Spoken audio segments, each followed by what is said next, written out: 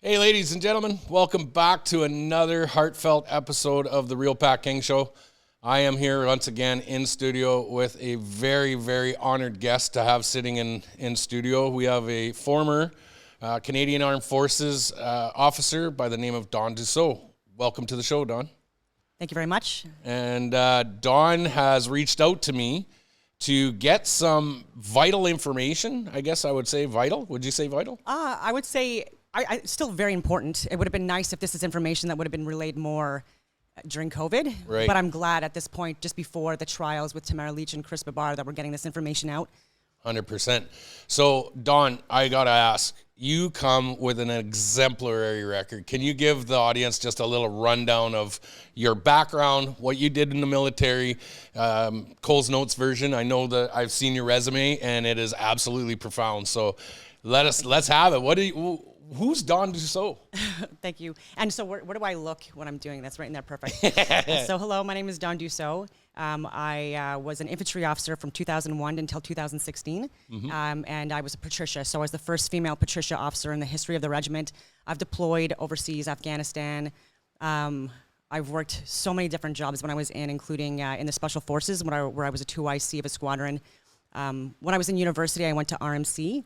And when I was there, I also did an exchange at West Point. I was one of two cadets selected to go in my fourth year. West Point in the United States. Yes. Ooh. Yeah, I did that, and it was very fun. I met a lot of good contacts, met incredible people. And so when I got out, I incorporated, and I still had my top secret government clearance, and I still do. And so I was doing higher level contracts, and so I was picked up right away. And so I was doing stuff with Discovery Channel, but that was more of an info gathering operation type deal. But I was also working with 360 Secure, with someone that had done so much with the UN, and he was a really high up officer in the Special Forces as well, and then someone that was my sergeant major at the Hill as well. He reached out. The Hill is Special Forces, sorry, and so I was doing contract work with them, and so I was the use of force instructor for all of the security guards for the LCBO in the entire province of Ontario, a bunch of other training with them as well. And then I was working with Reticle with another member, or the owner, who was Did you say Radical? It was called Reticle, and they're still operating. But the person I was working with, Steve Day, incredible person, and he's not working with them right now, but I think he still has connection with the company. Yep. But I was doing authority to carry courses, advanced firearms instruction, advanced driving instruction, post-military, so for military police, for peace officers, you name it. And then I was also doing standing rapid deployment team courses when I got out for global affairs, like the higher levels. Okay. And then DART, and then other higher level. Explain to the audience what DART is. Disaster Assistance Rescue Team, I believe is what they call it. Yeah. And but Global Affairs Canada is mostly who I was working with. So with DART, we had, by the end of my course, we had 2 representatives that came in that were higher ranking. And they wanted to see what the course was about because they heard good things. Yep. And this was just before COVID. So then I was getting people within the RCMP and the CBSA that were interested in this course because I was using Connaught Ranges, an entire military base. I had access to a prison where people could go in and do prison scenarios. I had access to the airports. So for airport scenarios, even Queensway Hospital and the Civic, so like major hospitals, like for a lot of these scenarios that I was teaching. And the facilitators that I was using were former Special Forces or covert law enforcement or murder investigators, et cetera, you name it, like different backgrounds, and role players too, multiple different. But anyways, I was teaching them or coordinating to respond to natural and man-made disasters internationally. Yeah. And so people that worked within consulates, et cetera, and if there was a natural and man-made event, to be the first on the ground to respond and establish contacts and links and coordination before other elements arrived. Okay. And that was really fun. And so I had my hands in a lot of different pies. And I also did executive protection for the Bank of Canada governor and SDG. Justin Trudeau, even in 2022, not a fan, but again, he deserves to have security, you know what I mean? And the head of the Toronto Raptors. And so again, so many different things. COVID hit. I started getting rumblings within my community from people that were working even with Helen Gruss that this was a possible leak. Not that it was intentional or not, none of that stuff. There was no conspiracy theories, but it was a possible leak. And then I found out about Li Wenliang out of China, who was discussing this being like a lot of misinformation and psyops and propaganda coming out of China, but in the West as well.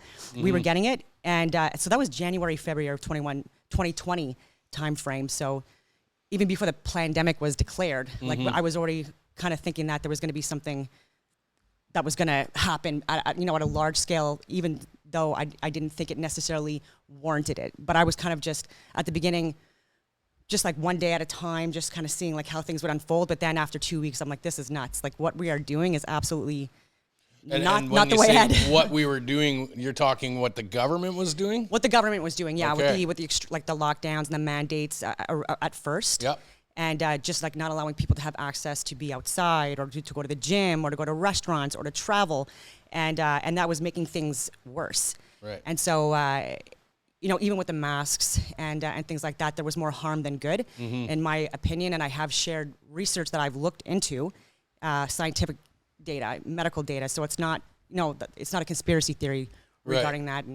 And just for the audience, I'm going to attach a hyperlink into this podcast so that you guys can see the evidence that Dawn has brought to the studio for me to look at. And a lot of this coincides with exactly what I had done in the Dina Hinshaw trial by trying to prove that the isolation of the SARS-CoV-2 virus never happened. You can't isolate a virus. And when we did that, I took a lot of flack. Now, Dawn, you said you started going even deeper in with the military, in with the government, and in with all of these branches. You took some flack. I did. And explain to me what happened. See, this is, I don't even know where to begin because it was like, I have stopped at like a little bit. I have still done videos on COVID and things like that because it's important.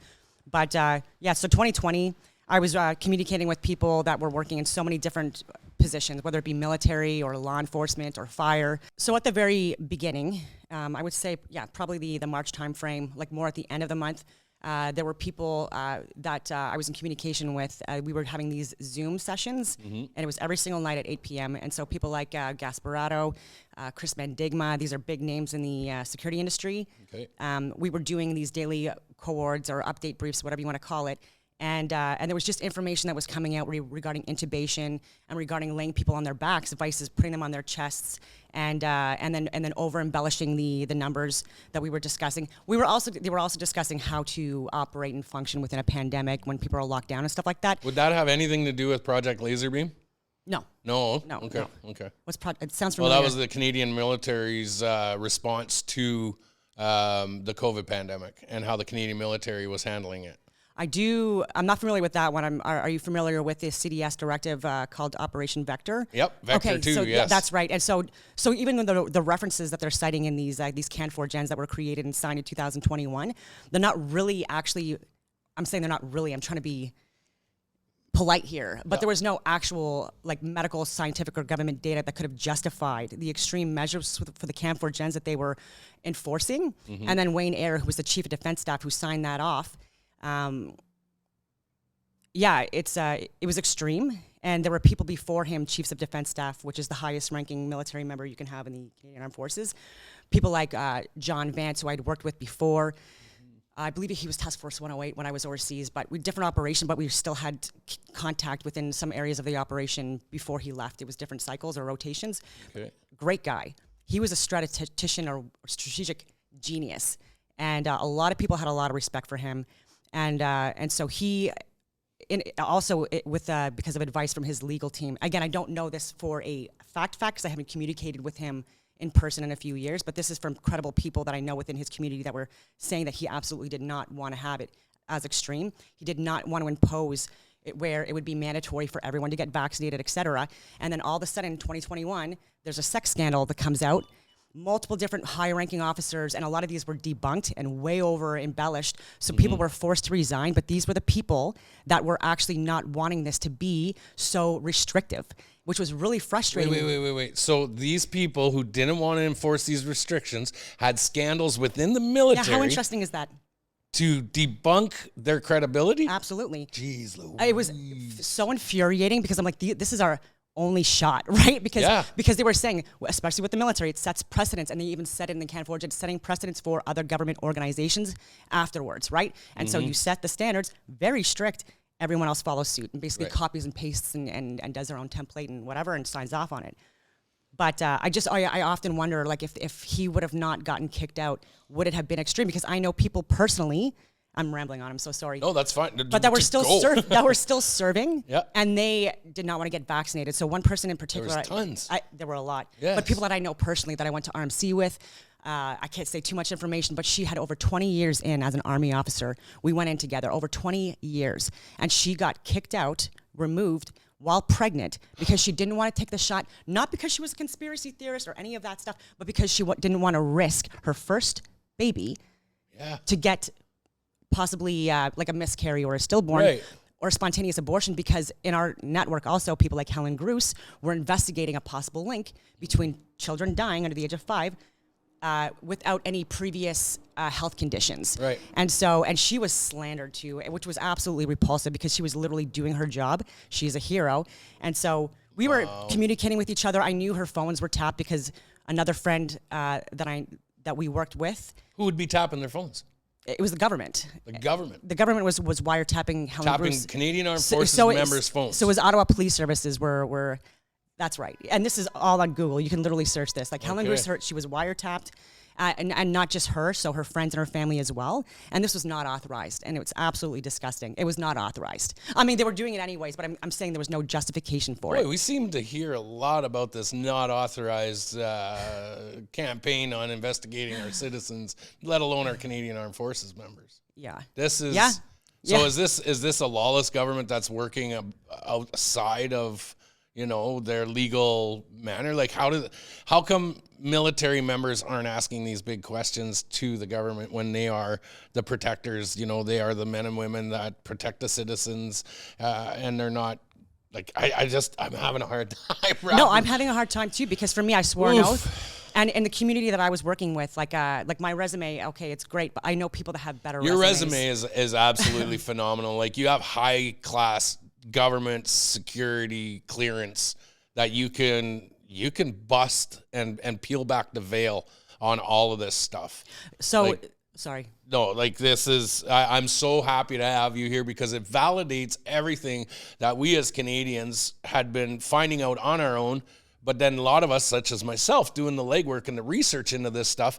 And then every time we brought it up, it's like, no, you're crazy, you're a conspiracy theorist. But then once I knew that my finger was on the pulse, I knew something was up when I started getting gang stalked by the RCMP. I started having special divisions coming after me. I had officers parked outside my house on a regular basis. They tapped my house.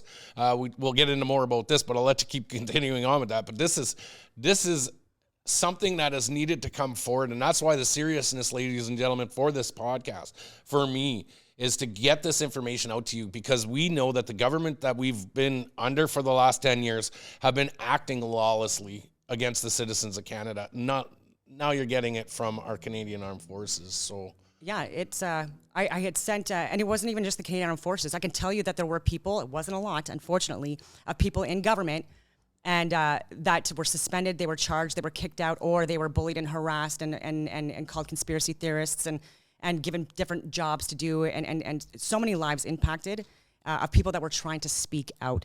And so I shared with you a template of a memorandum that was several pages long that gives references for so many different ways that I was trying to give to government members to give to their chain of command.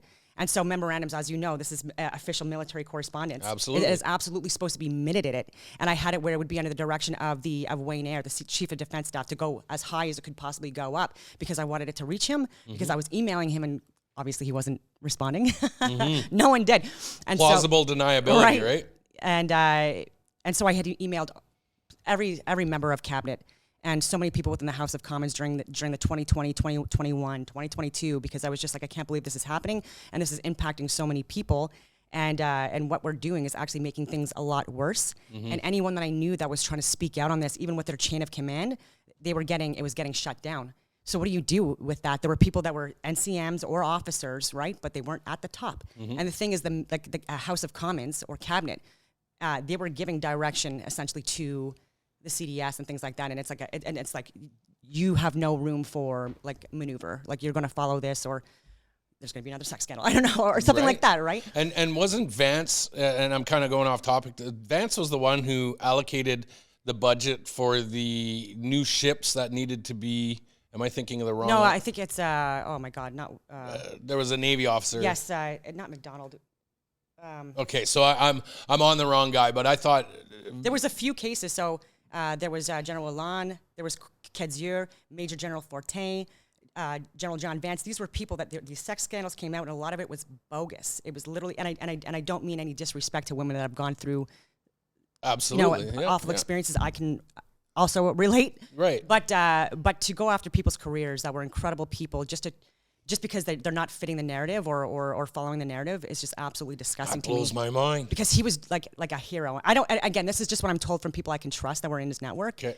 And people that are still talking. They were really disappointed in Wayne Eyre, and so this isn't to slam him either. Because before COVID, this guy had a legendary career as well. So it was really hard for me because he's a Patricia as well from my regiment. It was really hard for me to call him out, right? I was trying to email him. I was trying to communicate with people within his network. I was trying to have meetings with people I've worked with before, even in the special forces, like high level people. And I was getting gaslit. And so I'm like, I've worked with these guys before. It was good to go, and I did good work. It's not like I didn't. And so I didn't understand why. Exemplary track record. And so it wasn't even ego. I just didn't understand why they wouldn't just even consider looking at the information. And I lost a lot of friends. So and what was in the information? What was the information that you were giving to them? I was giving them the VAERS, the Vaccine Adverse Events Reports. Okay, there is a little bit of discrepancy in the VAERS. There is, but also underreporting of it. But the thing that I wanted to unpack and have it abundantly clear in the VAERS from February of 2021 and March of 2022, which I gave to everyone, including people that were the media, that within the original. Not within the original trial, sorry, within the original released Pfizer alone backed VAERS that were released in February 2021, 4.6% of people out of those VAERS, they contracted COVID. So at the beginning, I'm like, this is very interesting that people are contracting COVID and all these other illnesses via inoculation. And so are we counting that as, and then we weren't even counting it as being vaccinated if it was within 2 weeks. And so I was showing data that they were actually admitting that. So the government was admitting it. Public Health Ontario. They were cooking the books on They were cooking the books. And so how to lie with stats, just like Bill Gates had in the background. It was one of his photo ops during that time, how to lie with stats. Yeah. We did that. And so Public Health Ontario, I have an archived document because they obviously tried to scrub that. It'll be part of this hyperlink that we're going to add to this. I've seen the document for the Ontario Public Health. Yeah, and so, and you have to read this stuff. A lot of people they're going off of mainstream media without doing their own research. And I'm like, well, you know what? I have experience to gather information. You're an intelligence officer. That's your job. Well, I was infantry, so I'm a little biased, but we do intelligence gathering, and I think we do it better than most intelligence officers. But anyway, because sometimes we'd be overseas and we'd get in reports, and I'm like, this is not at all what the situation is on the ground. But anyways, right. Tangent. Oh yeah, and so a Public Health Ontario, who I also communicated with, in their stats. Like their actual reported cases, they would have it. They had it right on the top, a little bit in small writing, which I can show you, where it says that they were reporting 50% more deaths before, right from the get-go, which you can't do. Right. So they were actually considering 50% more deaths as being actual reported deaths. I hope I'm making sense with that. Are these deaths that were from other comorbidities or deaths? We'll get into that in a second. I know. Because that is also a good point. So it was broken down by age group. So I think it was 0 to 9, 10 to 19. Yeah, I've seen that. And so when you break it down, and so right when you look at the actual reported confirmed deaths, this is what I mean. They were confirmed deaths. They had already embellished on that report 50% of deaths. And then when they were looking at the amount of infections and deaths, they were over embellishing or overinflating rather the numbers, especially with the infections, by anywhere between 300 and 650%. Wow. Exactly. Wow. Exactly. And so right from the beginning as well, they're going off of these directions, a lot of these stats, a lot of these scientific studies that people were referring to, these were all theoretical models. These were not actually accurate statistics or remotely resembling what was actually going on the ground.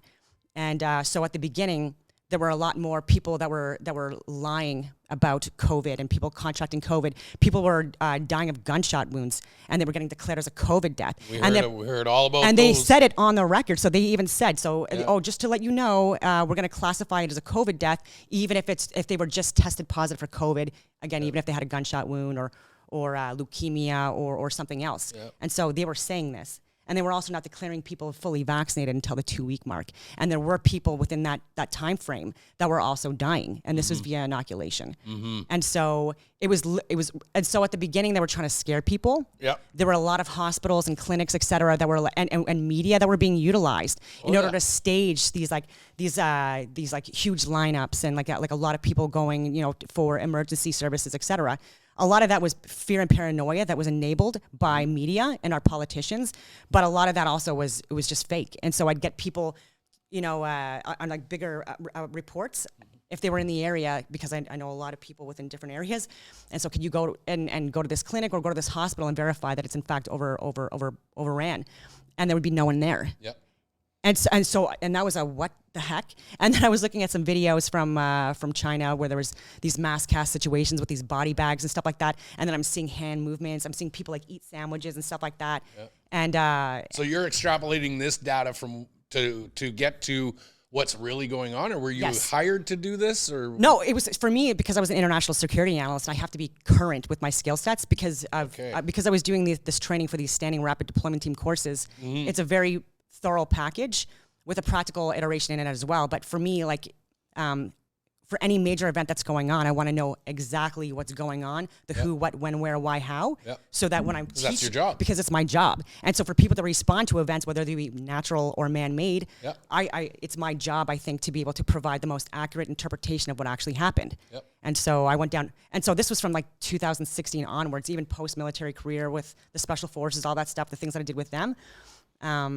It just facilitated me to be able to access more information on the ground that the average Canadian, wouldn't have access to. And then why would they want to? None of the citizens would look into this. And then they got fear porn from the media. They did one hell of a media campaign. We all know this. We do know that content creators were paid oodles of money to push this. We know actors. We had Freeway Frank on the episode here, one of my first and second episode.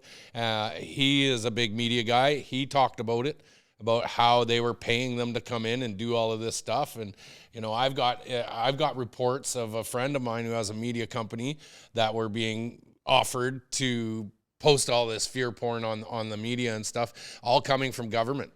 All coming from the government. And I also have a whistleblower. So this is the best part is in 2018, there was the United Nations whistleblower who talked to a friend of mine who was a former member of parliament, and my former member of parliament in 2019. And we dumped this before, and he talked about it to me off camera. JW? I won't say his name. I don't want to say his name, sorry. But he exposed that this was coming down the pipeline. And I put this out in 2019. We did an interview, kept him off camera. He spoke about it, and sure shit, not even 8 months later, this happened. And so people are like, holy crap, how did you know all of this stuff? Well, because people were concerned that something was about to happen. So people in your industry, in the intelligence community, all of that stuff, aren't you guys like 6 months to a year in advance? No, years. I've actually done whiteboards just to show, just to give some credibility. And I would post them on my social media or do videos. And pretty much everything that I had on my whiteboards, for a year out, it literally happened. And so I can show that. So I'm not just saying that. You can actually look at my stuff. And so I was in South Africa in 2019, around the time that this stuff was happening. So I did, when I got back, I was a little late to the game in acquiring information regarding what was the rumblings. And so I would say by Christmas time period of 2019 is when one or two people within my network were talking to me about different things like a lab leak and stuff like that. I'm like, well, that's really interesting. And that people were getting sick already in China. This was coming down. And then I looked into Event 201, Clade X, and so many other things. And I'm like, this is very interesting. That because even in our community, that when people usually train for things like that, specific groups, it might come down the pipe within the next couple of years. And so if there was a nuclear, a emergency response event or anything like that. Like, you know, like I would pay attention to that because like that might be coming down the pipe in the next couple of years. Right.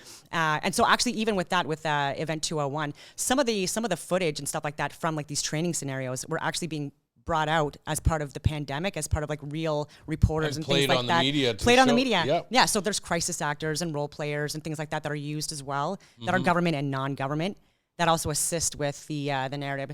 And so early on, I'm going to back up. Yep. So I was on a mass tort for the methylquine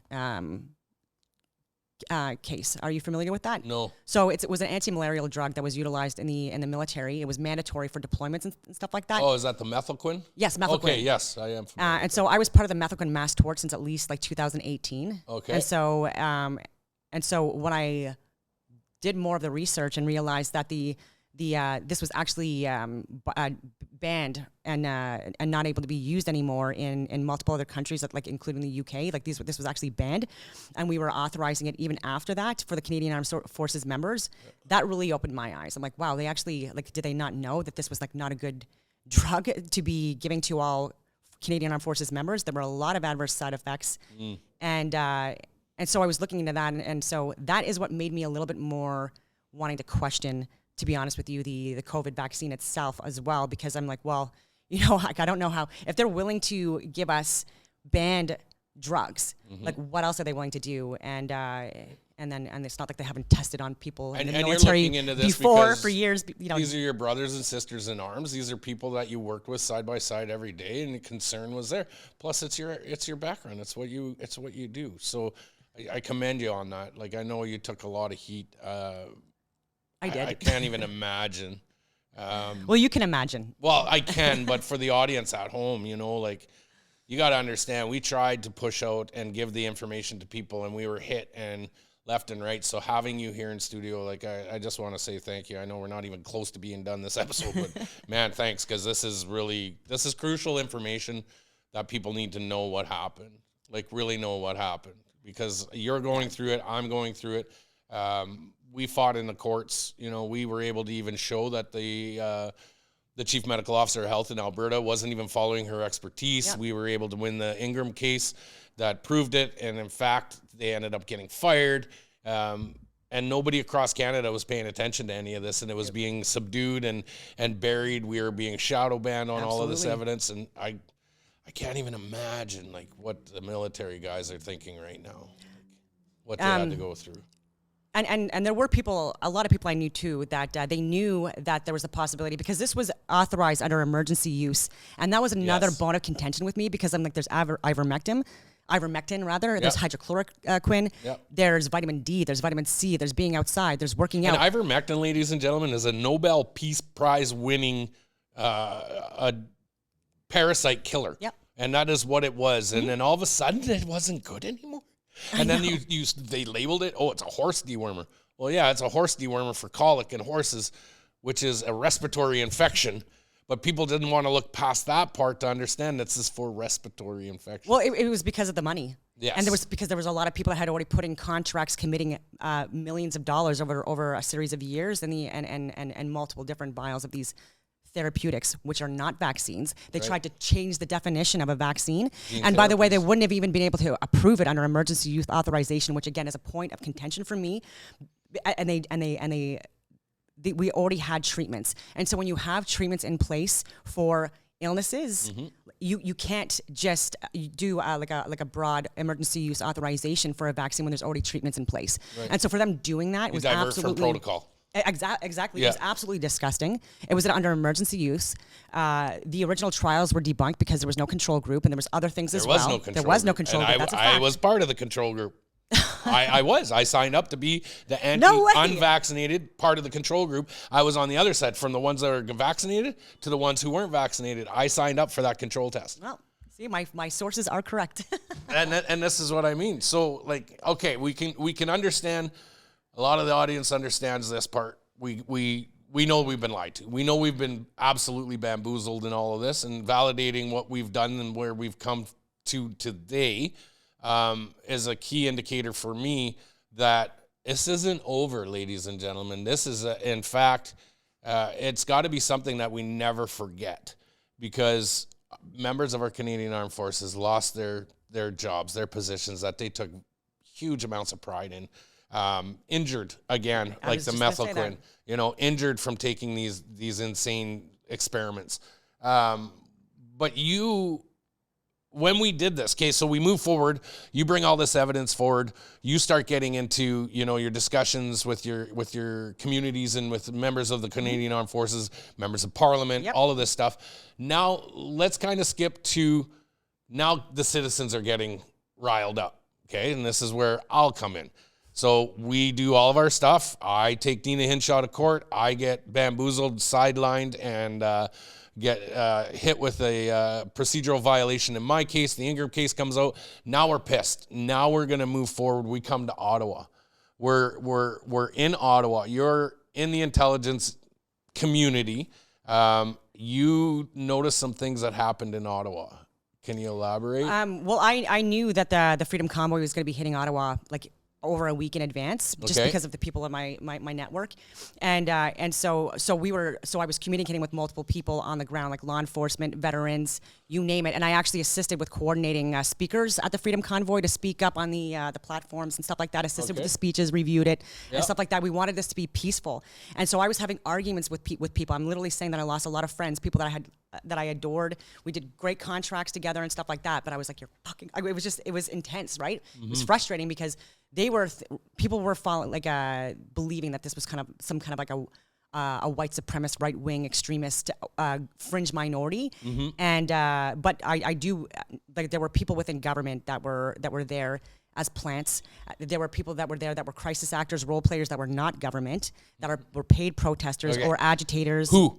Can we name them? Well, okay, so the guy that was wearing the balaclava, I have to say allegedly, because Marco Mendocino, he was the public safety officer during the emergency, and this guy needs to be fired. You're talking the Yahtzee flag?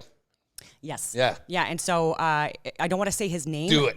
Well, because I haven't confirmed 100%, but even Marco Mendocino was asked by Brendan Miller, who was the lawyer on the defense during the Emergency Hearings Act, if he knew Brian Fox. I know. And I know. Allegedly Brian Fox. So I know all about this. Yeah. I have a side-by-side. I did reverse image searching. I went and I found out 98% match.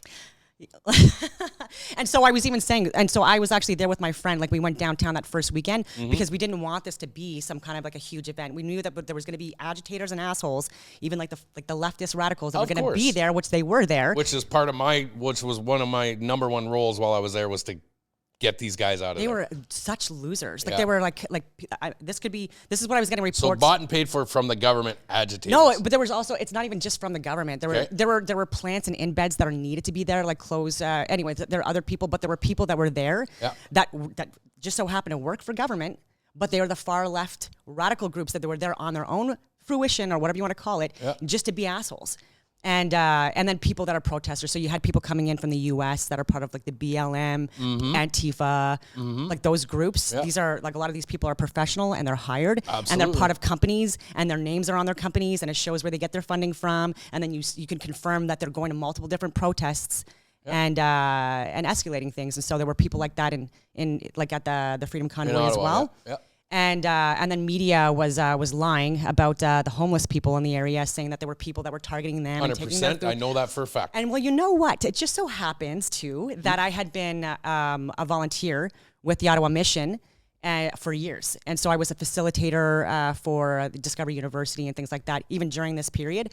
And so I was talking with the director of the mission literally every single day, and we would communicate about so many different things. And so we knew that this was bogus, this was a lie. So they were exploiting our homeless people in order to paint this as like some kind of, again, extremist They used group. this stuff in my trial, actually, so that's why I love that you're saying this right now. They tried to use these as incidents that had occurred that I supposedly was involved with, that this happened, and we've already debunked that. We had the women's shelter that was not even in the vicinity, wanted to come and testify on behalf of the city of Ottawa, and thank God Justice Hacklin saw through that bogus claim and said these people weren't even in the area. They don't understand how they displayed. And Justice Hacklin, in my trial, noticed a lot of, and like you said, crisis actors, recycled witnesses from the POEC that came and testified at my trial. And I can remember one point in my trial where the lady came up and spoke and gave her testimony, and Hacklin looked at me and rolled his eyes. He knew. Yeah. He knew. The judge knew what was going on. I love that you're confirming this stuff because. And I like, yeah, it's good.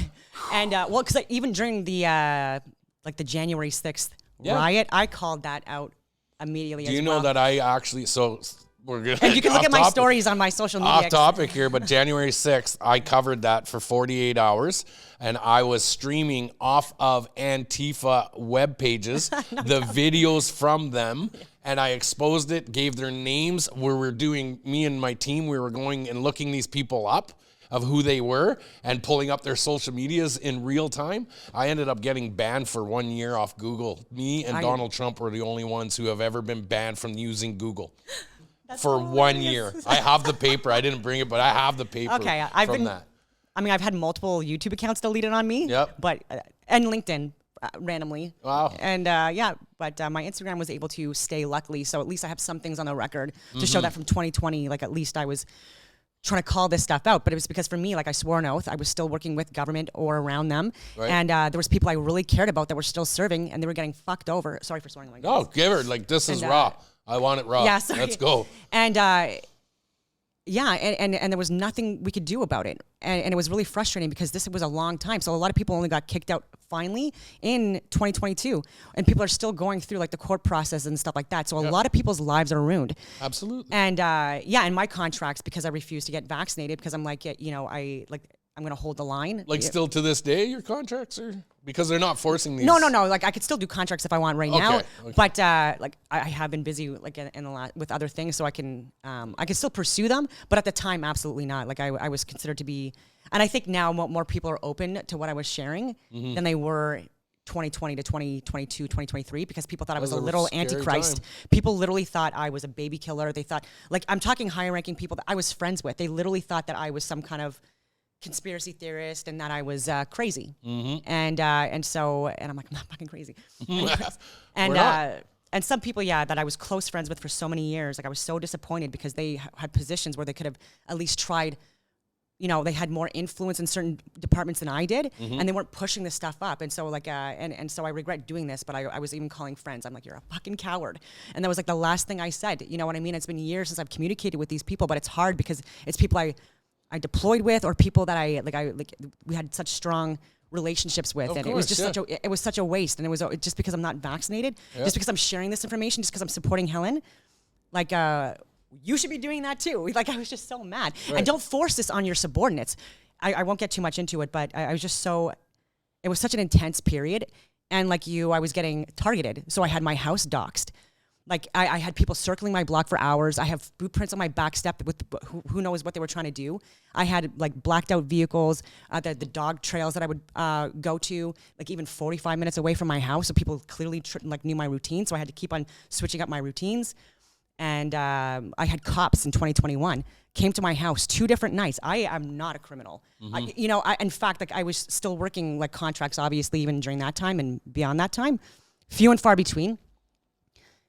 Because I was focusing on I was all about like getting these. I was every single day for hours, like emailing, calling so many different people. I was getting hung up on. I was getting laughed at even by news tip lines, and even Marco Menincino, one of my posts to him, like he's like laugh out loud and I was if anybody doesn't know who Mendocino was, Mendocino wanted to bring tanks in on us. Yes. He said, I think just one will do.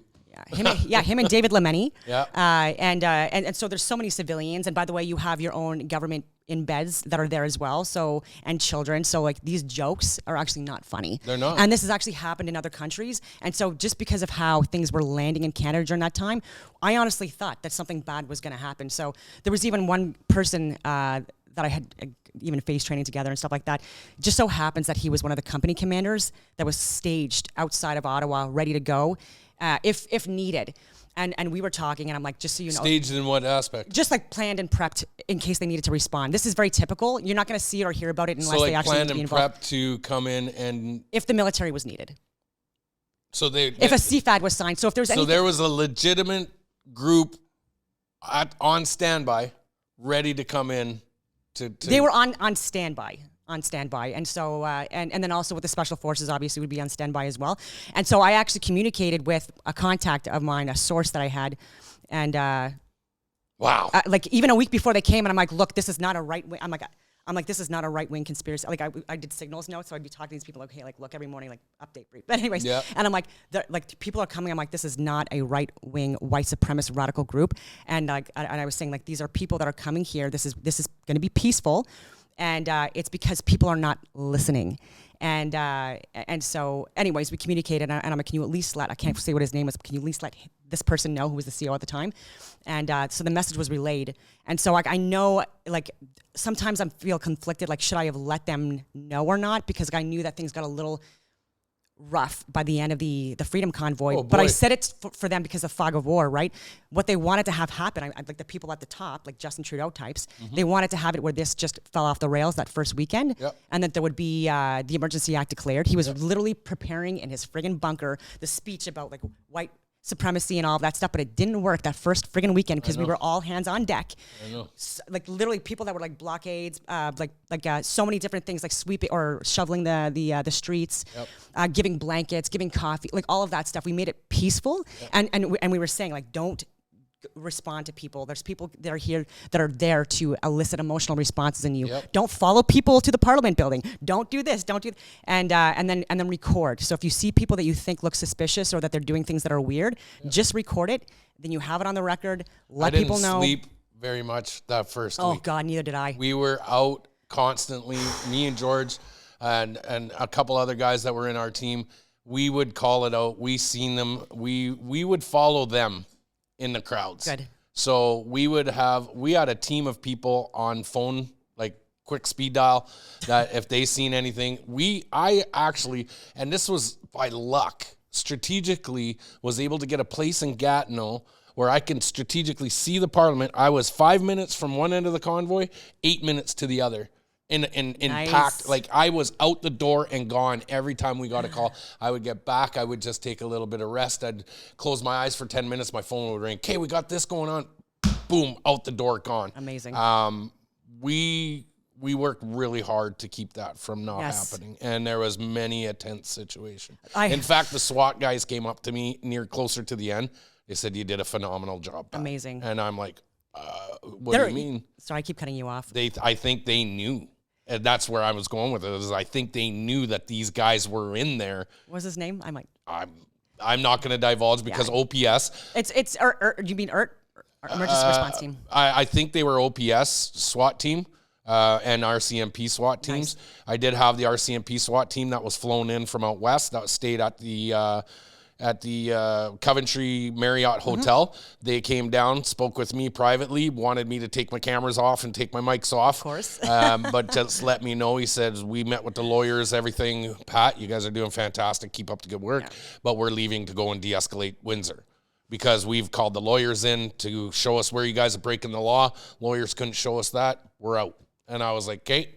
So then I translated, or I passed that on to the rest of the teams, and I let them know RCMP are out, and now we should have a little bit of a calm. Then we saw what happened on Hunt Club Road, where everybody else was staging, and we were like, oh my God. Yeah, we were trying to make it like it was like don't make it where there's access, like for service vehicles, all those things. Yep.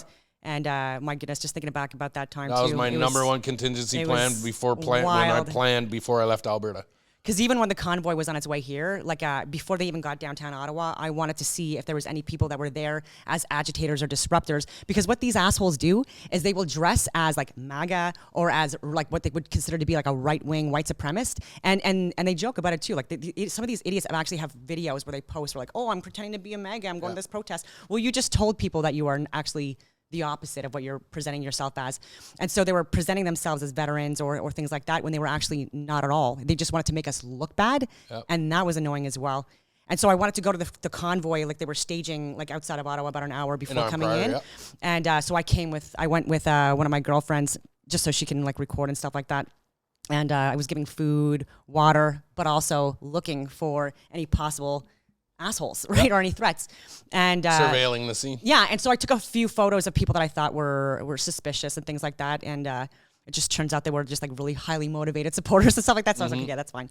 But a few weren't, but they weren't big with their roles. Like they were like doing the drunken, disorderly, whatever, or like the loud, obnoxious. And I just didn't think that they, anyway, fit the profile. So yeah, we were saying that the RCMP officers and the SWAT team that were up in the Marriott Hotel came down and told me, said, we've spoke with our lawyers, and the lawyers said, we can't find anywhere where you guys are breaking the law. And we're out. We're going to de-escalate Windsor. We still to this day don't know who started Windsor. And we still think to this day that was an absolute setup. That no truck drivers were arrested that we know of, that we don't know who the companies were who parked their trucks on Windsor Bridge. Well, at least I don't anyway, but I know a lot of the people in my circle don't know that either. But yeah, I wasn't tracking that. I was looking more at Alberta, Ottawa. Ottawa took up a lot of my time because it was 24/7. And I did have people come to my home as well during that time because they wanted to also go to the Freedom Convoy and support it. Yeah. And so yeah, it was just so busy. And so like the first weekend especially was really, really important. And when they didn't get what they wanted, I thought it was going to be between 2 or 3 weeks anyways. Like at the most, the Freedom Convoy would be sustainable in Ottawa. And it was just frustrating to me that people had such little tolerance and understanding in Ottawa of just how important this was and how peaceful it was. So when you were talking about the women's shelters, I actually know guys that were in the military that volunteered their time to walk these women to and from their, because they were terrified. And this was legitimately propaganda, fear-mongering that was induced by mainstream media. And so they should absolutely be held accountable for that. 100%. And for so many other things as well. And so by the final weekend, I knew something was going to happen to make this end. And so I was telling people on my social media, I had already doxed myself. I was, because I wanted to get this information out. That's more when I started sharing videos. Yeah.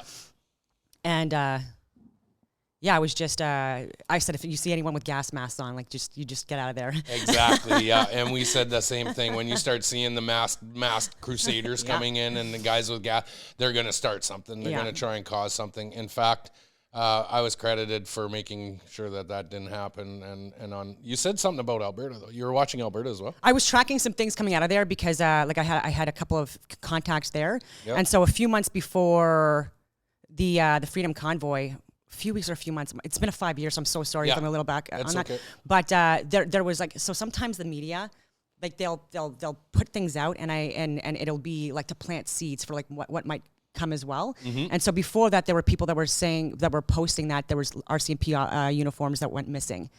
And so that to me was suspicious. They're posting this and how did it go missing and why? And so are they going to use that saying oh, I was thinking that maybe people can utilize that to make it seem like there would be people using those uniforms, pretending they were RCMP and doing bad things, right? And so I knew that was a possibility or a link. Like the truck full of guns that went missing from Peterborough or missing from somewhere and was on its way to the convoy. That was one of the media propagandas that went in, and then all of a sudden we called it out in real time, and then we found it. We know. But the Coots one is a big one because I wasn't there obviously, but I'm from Alberta, so a lot of my fellow Albertans were there in support and standing on the line and doing what they were doing. But some nefarious shit happened in Coots. Absolutely did. And I want to get into this topic. You talk about honeypots. Yes. What for people at home? What is a honeypot? It's hard to explain. A honeypot can be male or female. Okay. And it's someone that is utilized it's supposed to be in an official capacity, where you are gaining access to certain groups in order to get information. Your role as a honeypot is not to radicalize people. It is not to lie under oath or lie to your supervisors. It is to gain access to information and possibly assist in the de-radicalization. Actually, that was more my role. I've done the honeypot thing a few times, not to certain extents that other people have gone to. Okay, so it's kind of vague of what she's saying, but a honeypot is using an attractive person, getting in, kind of side by side, smoozing them, acting and we know that these detectives or officers that were used in Coots used their influence, used their beauty, and got in tight and close with these people that are now sitting in jail now for 6 years. Playing the victim, playing the damsel in distress, all of that stuff. Totally exploiting their position. Is that not entrapment? I think it is. That's entrapment. And that's what I mean. Like, I've done the honeypot thing. I've trained people to do the honeypot thing. But you've done this honeypot thing on like a larger scale. On a larger scale. Intelligence and Absolutely. like intelligence gathering, United States intelligence gathering, overseas intelligence gathering. Canadian as well. So there was even people within certain groups, subgroups, that were having barnyard meetings and things like that. This is where we go. Where there was plants and embeds. This is where I went. Yeah, and embeds that were there gathering information. But also, like, there was a concern that I knew that they were targeting people that were that had influence. So whether they had been, whether they had a huge social media following, or they had like a really good, incredible career. They had a lot of skills that could be leveraged. And so, so people within my community, like in the end of 2020 time frame, were giving me a few names as well of people to like look out for that were possibly getting radicalized, and then people that were concerned because the people they were talking to, even though there was no cell phones or anything like that, it was getting extreme. Okay. And so, you know, for me, it's like, you got to watch out with that stuff, right? Like, you don't know when you don't have access to comms or anything like that, you can't prove what you said either. So if people lie about what you said and they're professionals or they're in positions of authority or law enforcement, it's your word against theirs. Yep. And it was really frustrating when people do that, right? So even with CSIS, they had that field officer that radicalized the Toronto 18. I shouldn't say that, but it's true. And they were young and they were being groomed, and drugs and money and things like that. And it was just a total, anyway. And so whenever I've trained people to do honeypot things or anything like that, like, you have to, like, you swore an oath still, and you can't, like, you're working for the people. Yep. You're not working to screw over the people so that you can push an agenda that like a leftist radical government is trying to impose on people. Yeah. So the barnyard. So I'm going to give a backstory on this, and this is why we just talked. By the way, we're just like yeah. So this is why I wanted to bring this up, because we were having these barnyards. We were meeting behind closed doors. We were organizing networks in case they were going to shut us down by grids. How to get supplies to each other: food, water, safety supplies, medical supplies. We were getting ready for the worst because we were looking at this airport, like. Yeah, so we had a meeting one day. We all got together. We threw our phones away. We left them in our vehicles. We walked into this meeting. We started discussing certain things. And two of the gentlemen that were in there, we called out right away. We knew that they weren't who they were. They were trying to radicalize us. They were trying to tell us how to get weapons and how to get firearms here. And we'll load you guys with this stuff, and we'll connect you here, and we'll connect you there across a grid. Disgusting. And I called a stop to the meeting. I pulled my 4 guys out that were with me there, and I said, this is a fucking setup right now. Like, this is a setup, guys. Let's listen to what the rest, but nobody says another fucking word from now on. And we didn't. We went in and we asked 2 questions. That was it. We never talked the rest of the time. But we knew that the government, and whether it was the Canadian Armed Forces, whether it was intelligence, we knew CSIS was involved. We knew that GIS was involved. Oh my God. Yes. Yeah. So we knew this stuff. And McKinsey, like they were the worst at their jobs. And I was a consultant too. And I'm like, hire me. I'm a one-man show. Sorry for this. And that's okay. And I'm clearly better at the job than these clowns, and you're spending millions of dollars that they don't even have to pay back, $72 million or whatever it is. You have Chris Barber and Tamara Barber, and Tamara Leach that might be going to jail. Yeah. It's such a 2-tiered justice system. They went 10 years for me. It's absolutely I disgusting. got 1 year. I was following your case as well. Like, I was like so frustrated that it ended the way it did. So I want to get, because I've got, the 2 guys that are still sitting in jail for coots. Like, our hearts go out to them. Well, that was going to happen in Ottawa as well. They were absolutely honeypotted, and they were lied about. Like, these people lied under oath, and they were trying to do that in Ottawa as well. And so there was a few people that I can't share their names, but they were really in deep. One officer lied under oath on mine. We caught them. Another officer lied under oath on my trial, that she said she had no interaction with me at all, and I had the video, and we paused for a friggin' coffee break, and I showed the video to both the Crown and to my lawyer, that this lady just lied on the stand. Oh, we're not going to say anything. We're just going to keep it. Like, don't worry, it didn't hurt your case. I'm like, are you fucking serious? Well, how about you charge her now? With perjury? Absolutely. Yeah. And so there's still people that need to get fired Yeah. and need to be kicked out because there were people, again, that were law enforcement that were targeting people like me and you.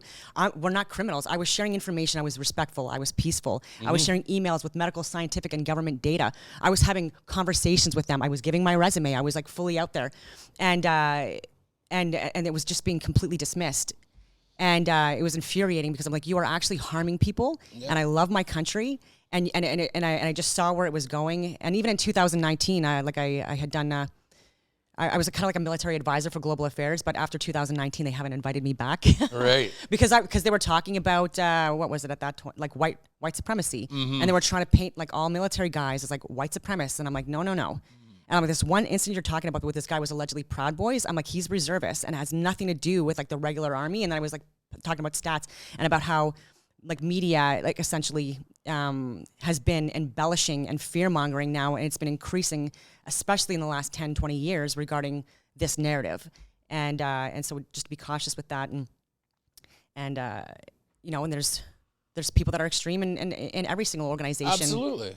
Actually less so, I would think, in the military and law enforcement, because especially for military, like you're calling us white supremacists and things like that, but we are risking our lives going overseas to like that line. Protect people because like they're getting oppressed. Like they're like, if you're gay, you're getting stoned to death. If you're a female, you can't go to school, you can't work, you can't drive. Like their areas are in squalor, completely dilapidated, and there's not any infrastructure being built. We were trying to help with that stuff. Right. And Canada's renowned for that. And so how are we racists when we're literally risking our lives for people? Are they white? No, they're not. In a lot of cases, like where we went. And so it's just nonsensical to me. So when things like this and honeypot investigations come out, right? So like, and that's, I want to go in on this because I know guys they're in jail right now because of this bullshit. It's disgusting. Who makes those calls? Who's the government official that makes those calls? Who? It's hard. It's honestly hard because for me, I'm not familiar with the coup. I've followed it and stuff like that. Like I know that they lied under oath. I know that there's no proof that they were trying to murder RCMP. I know that stuff all got dropped and stuff like that. But that's why it got brought up to begin with. And so these RCMP officers are the ones. Thank you. That did it. And so for me, they should be held accountable because. And people like Brenda Lucky, she was a DEI woke hire, and I know guys that were way more qualified than her to be the head of the RCMP, and they got overlooked, like way more of a resume. So merit, like instead. Well, I do know one officer that was assigned to the Coots, who was actually assigned to me, who actually came at me, targeted me from Red Deer Detachment, and you know who you are, Mr. Hennesich, and I'll drop the fucking name because. He told me, oh, Pat, I was down there, and he shows up at my house because I'm on house arrest and daily checks at 10 p.m. till 6 p.m., showing up at my house and hours where he's not supposed to be there. I got him on video record. Oh, you weren't there, Pat. It was a crazy time. I said, if you were there, now I know why these guys got arrested, because you're the most dirtiest RCMP officer in Red Deer City. Like, this is insane. And we know for a fact that the RCMP is the most dirtiest, corrupt organization, and you don't have to back this up. No, I used to. Yeah, it's horrible what has become of these guys, and I'm even like I can feel it in my own self right now how irate I am because these men, where I come from, RCMP are held at such a high standard. These guys are just beat cops, man. That's all they are. They're not RCMP. They're beat cops. I think they are too, and like really not qualified or trained to do the job anymore. When I was in the special forces, we had these, I don't want to say too much about it, but these special operations planning coordination conferences. I'm just trying to like make sure that I can say things like without saying too much. But we'd have agencies from all over Canada, like the heads go, and we would just do these planning coordination conferences. And those guys were checked out. And so like I even got coins for people that were representing the RCMP and CBSA and CSEC and stuff like that. And but the woke DEI stuff that has been pushed, especially since like 2010, it has really, really crippled our military, and it's gotten a lot worse under Jenny Carignan, who is a DEI hire. She's the chief of defense staff now, and even last year she created a citation where like number one parameters or requirements for that citation to be worn on your uniform is DEI. And then, isn't that disgusting? That's horrible. And so I shared that last year, didn't make any mainstream media, and I'm like, okay. And then in what I think it was January or maybe it was early February. But I know at least 2 people that when they do these cohorts, like conferences or meetings over certain platforms, like where it's virtual. So there's people that sit in this, and so like there's like it's command teams, and so I know 2 people that are part of those command teams. I don't want to say too much. They have shared information with me. And so they said that she was asked about the whole DEI woke initiative. If the way Trump's managing things in the U.S. is that something that's going to alter or adjust or make it where she has to adjust how she's running things. And she literally said DEI is here to stay. She doesn't give a shit about Trump. And so this is the focus, and where the training is going, and where the money's going, and the committees, and the panels, and the this Billions and that. Billions of dollars are being allocated to these programs. Instead of recruitment, instead of on resources and training, when there was people in the military sleeping in cars, and you're giving millions of dollars for anyways, I don't want to get too much off topic, but honeypots, yeah. So they are used, and plants and embeds are used. Covert operations are used, and they're in every single subgroup you can possibly think of. They're tracking and monitoring as they should, respectfully, but they're like not to enable or radicalize or groom people into doing things that they're not supposed to do, or lying about it. And even though they weren't going to do anything bad, lying and saying that they were going to do it. Right. Can you give me an example of a time that you did one? Did a honeypot operation? Yeah, well, I'm kind of curious. I was thinking of a few. Okay, so there was one where like I knew this guy was interested in me years prior, like with a work relationship that we had, and so if I say too much, but I'll say like in the end of 2020-ish is when I was getting people, at least 2 people that had reached out to me and said that there was concerns about this person, and so I just reached out and like kept it like that, responded right away. So we were just like talking back and forth a little bit, and then we met up multiple times, and nothing like the honeypot thing that you're thinking of. Fair, actually talk and stuff like that, and then it just got, he was giving me more and more information, and so I was giving him information as well, because it's back and forth. Yeah, exactly. And But there were concerns, because this person was going to barnyard meetings. This person did have influence, and I knew that going into it. So I was trying to help him, actually, because by helping him, I'm helping a lot of people, right? Because in Ottawa, with the amount of influence that was had, especially with what was going on, like certain people are targeted because they can have the most impact during certain events. Like I'm not going to go out to an average everyday person and want to get information. Like I was going strategic. I was strategically striking is what I was doing. I was leveraging my everything. And so for several months we were communicating, and he was talking to me about the barnyard meetings and things like that. And I was trying to de-escalate him, because things were getting more amped up. People within his group were bringing in more stuff, and I'm like, this is not fucking. And so like we were even having arguments and things like that. So you're saying like these kind of, and then that's the kind of thing I was doing. So there's even another case. But they're even a form of de-escalating. That's right. That's what I was trying to friggin' do. Right, and that's by command, or like to no. It was just like in conversation. Like it was just other phone conversations or conversations you have. Like they're really pissed off. Like the government, the people that are like getting more radicalized.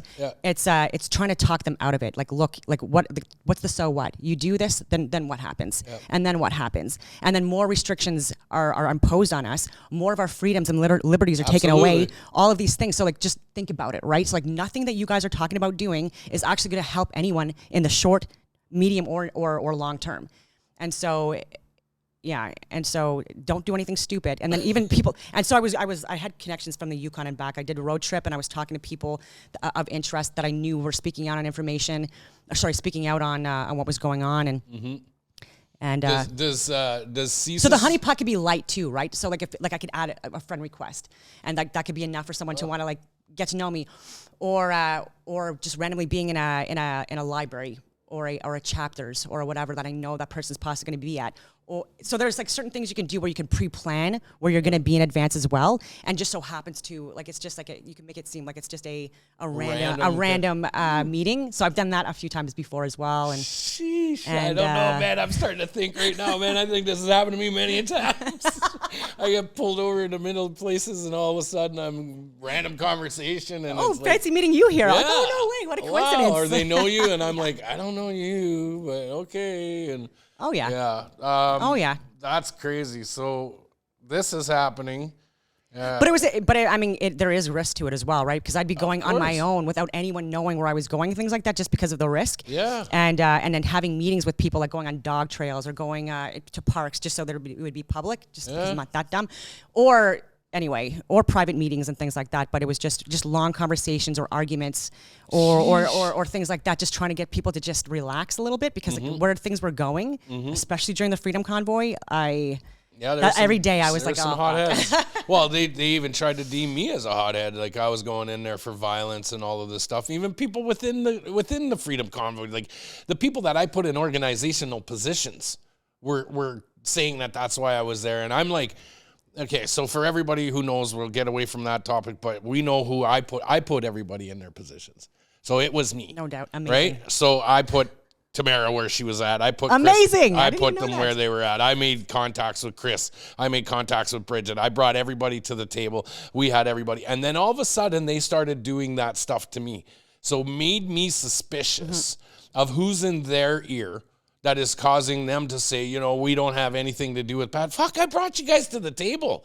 Now you're trying to paint me as the violent one. So whether it was them or people in their ear, and I know there were people in these boardrooms, and we saw the detectives in the lobbies taking pictures of everybody that walked in. Oh, yeah. There were people in the rooms that we didn't even know, and I'm like, you're a cop. You're a cop. I don't know about you. We had military guys in there and all that kind of stuff, and I'm like, what the fuck is going on here? The whole thing was a couple of them. I know a couple of them that were doing those boardroom conferences and stuff like that. I'm Okay. trying to think of his friggin' name. Okay. But because he also went to Helen Gruse's court hearings. Okay. In support. Is it? And we're gonna get into Helen's story too, because I want to touch base back on that as well. So who?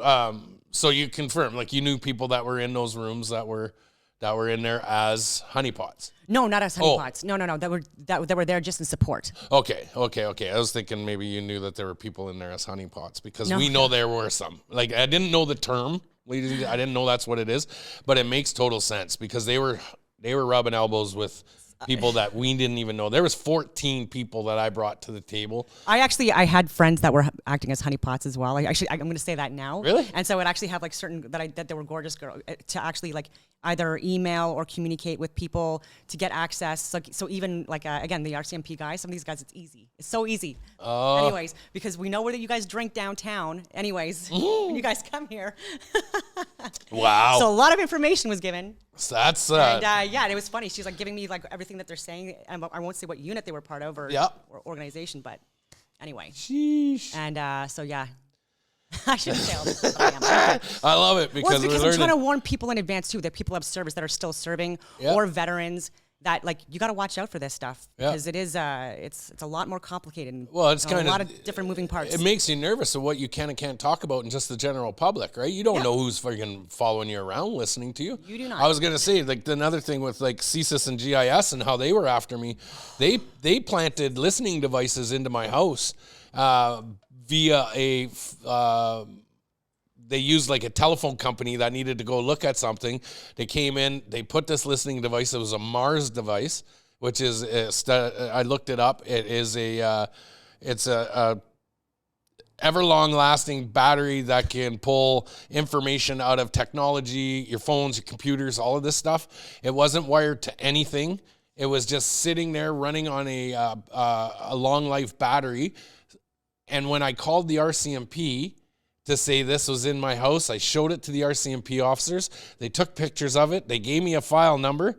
I called the RCMP 4 days later to see where we were at. There was no file number. It doesn't surprise me. They pulled it by me calling.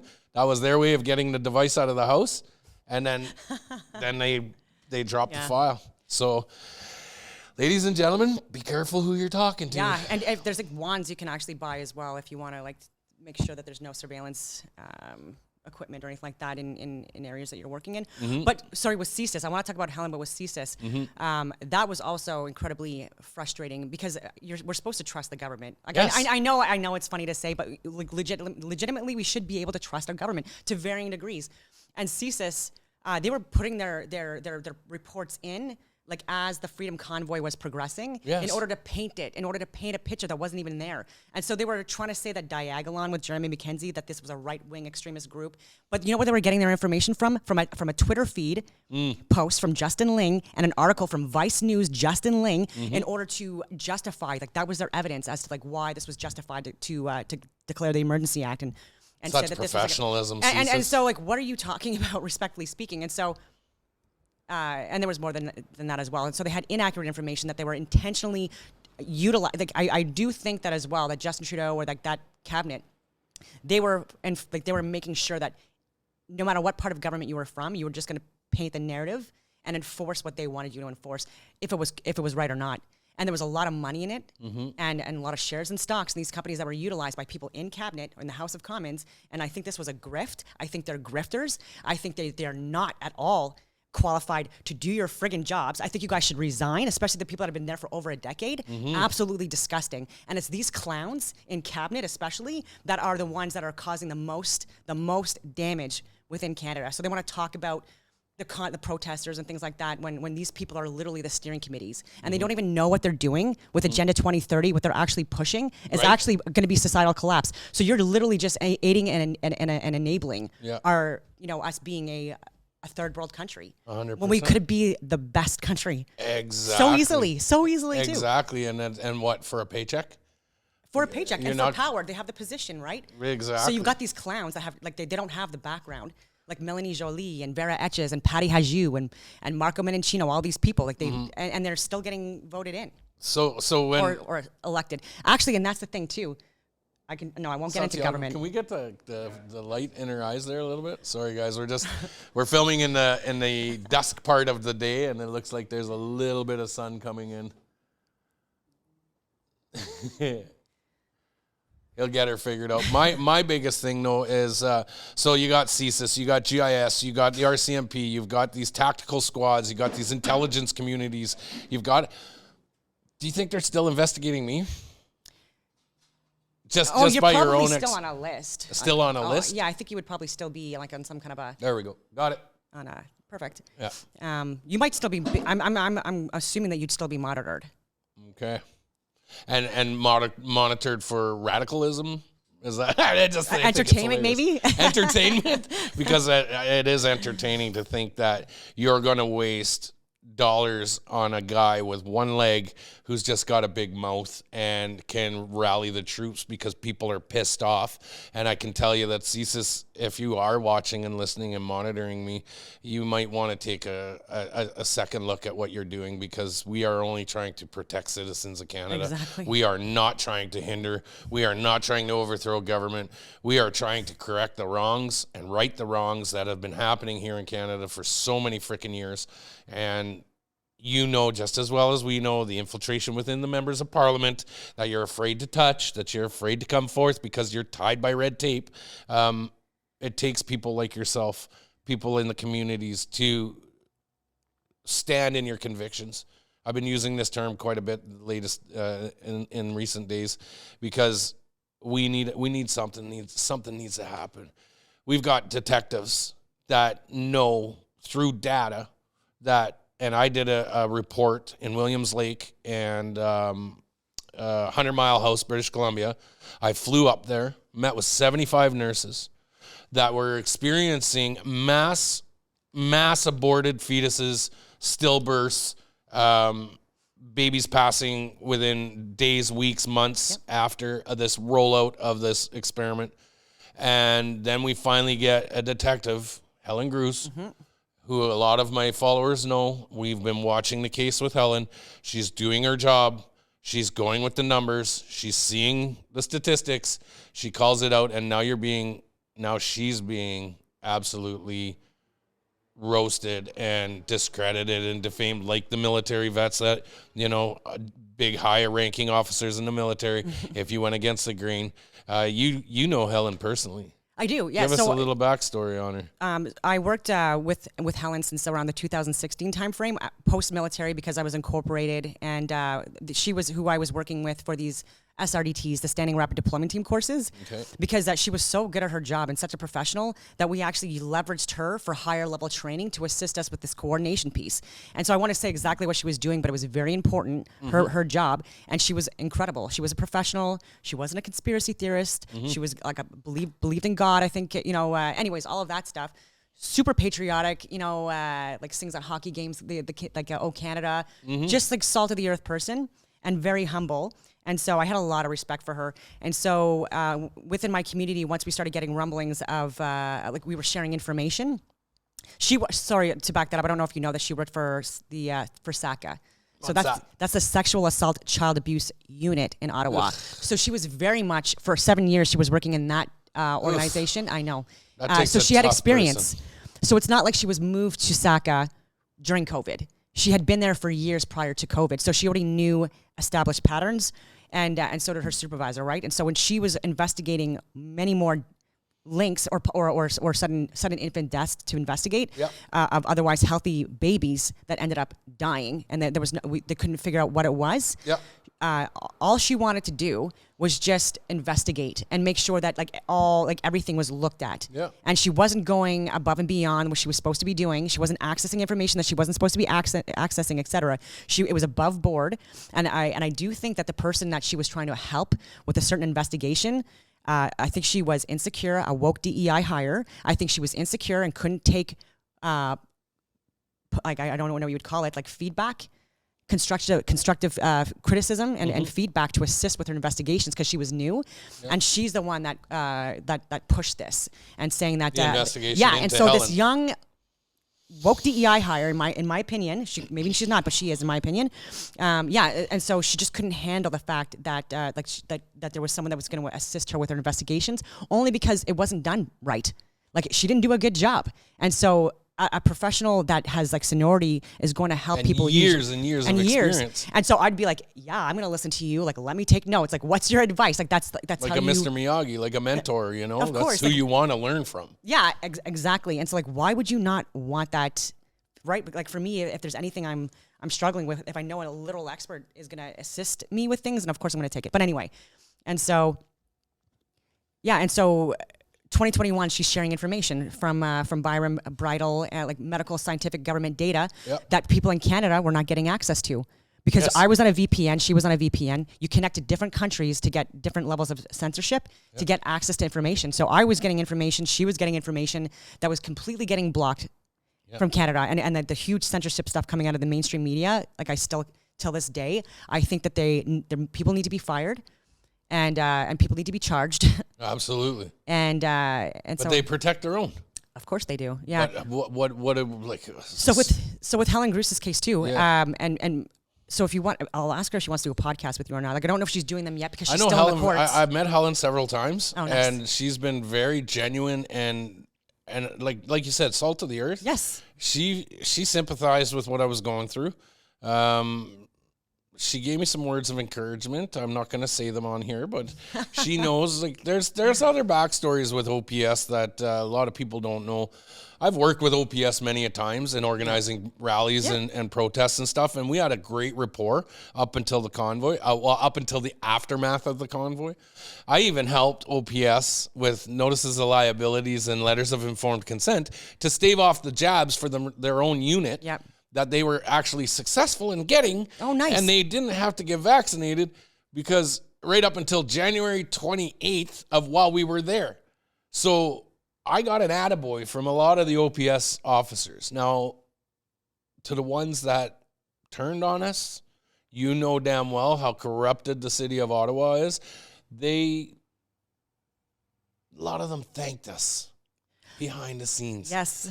For coming to Ottawa because Ottawa needed this. They do. It's a swamp. I'm not going to throw anybody under the bus here, but you know who you are, officers. You know where your loyalty lies. You know where your oath stands.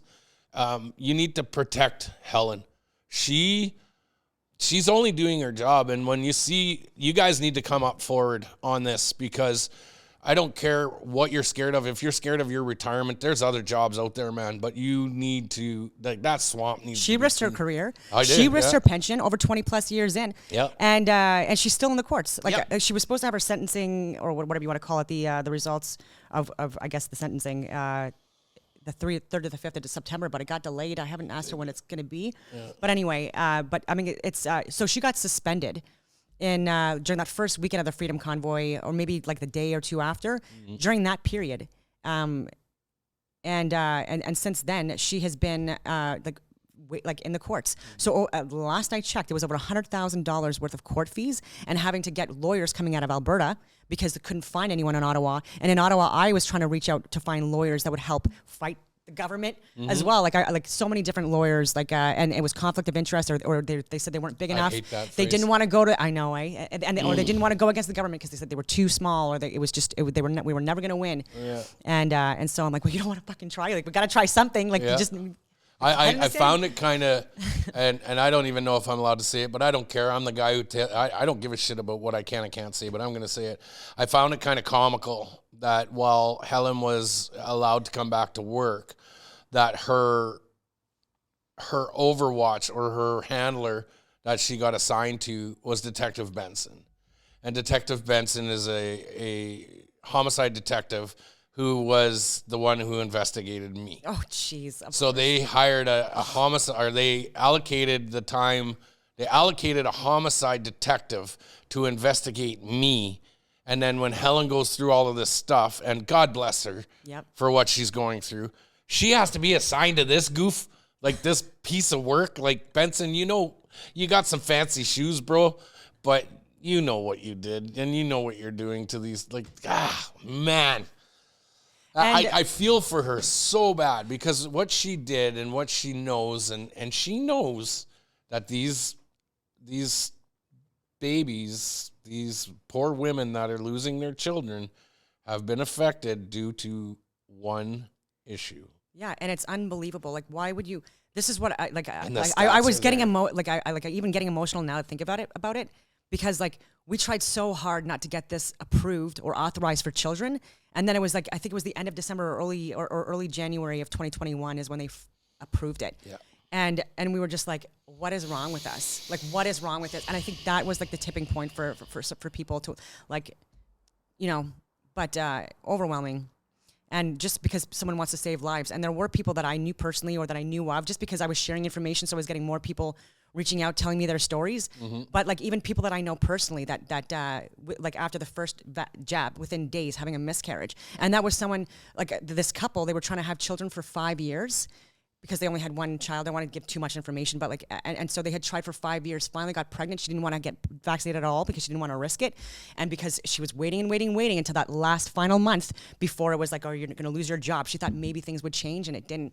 So she, under duress, got the shot and within days she had a miscarriage. And that's one case of many, right? Like, I have friends that got kicked out while pregnant. And again, there was other people that got kicked out or got inoculated, and then 2 weeks later, like they're showing me a picture in their early 40s, super healthy men, hooked up, just had a friggin' heart attack, never had any health issues, and so I have a friend who has only one child, a daughter, has no possibility of getting grandchildren. She got her shot against my advice, felt pressured, under duress, got the shot, and the things that happened to her, endometriosis, all of that stuff that happened to her, she'll never have kids again. It's absolutely... It's horrible. It's absolutely disgusting. And for Helen to do her job, to look into process of elimination, you must take your list and go through them to eliminate any causes or exactly. what. You know, that's your job. It's a checklist. Yeah, it's a checklist. and not one on the checklist caused a bunch of bullshit. Like, that's... Ottawa, what are you doing, man? It's honestly people who are pushing a narrative without doing any actual, and the thing is, Kieran Moore, he was a Toronto health officer or whatever it was. Okay. Top medical expert in Toronto. And he released a memorandum in August of 2021 saying that he wasn't seeing any differences between people that were vaccinated or unvaccinated with their symptoms regarding COVID. And so even with that, the people were dying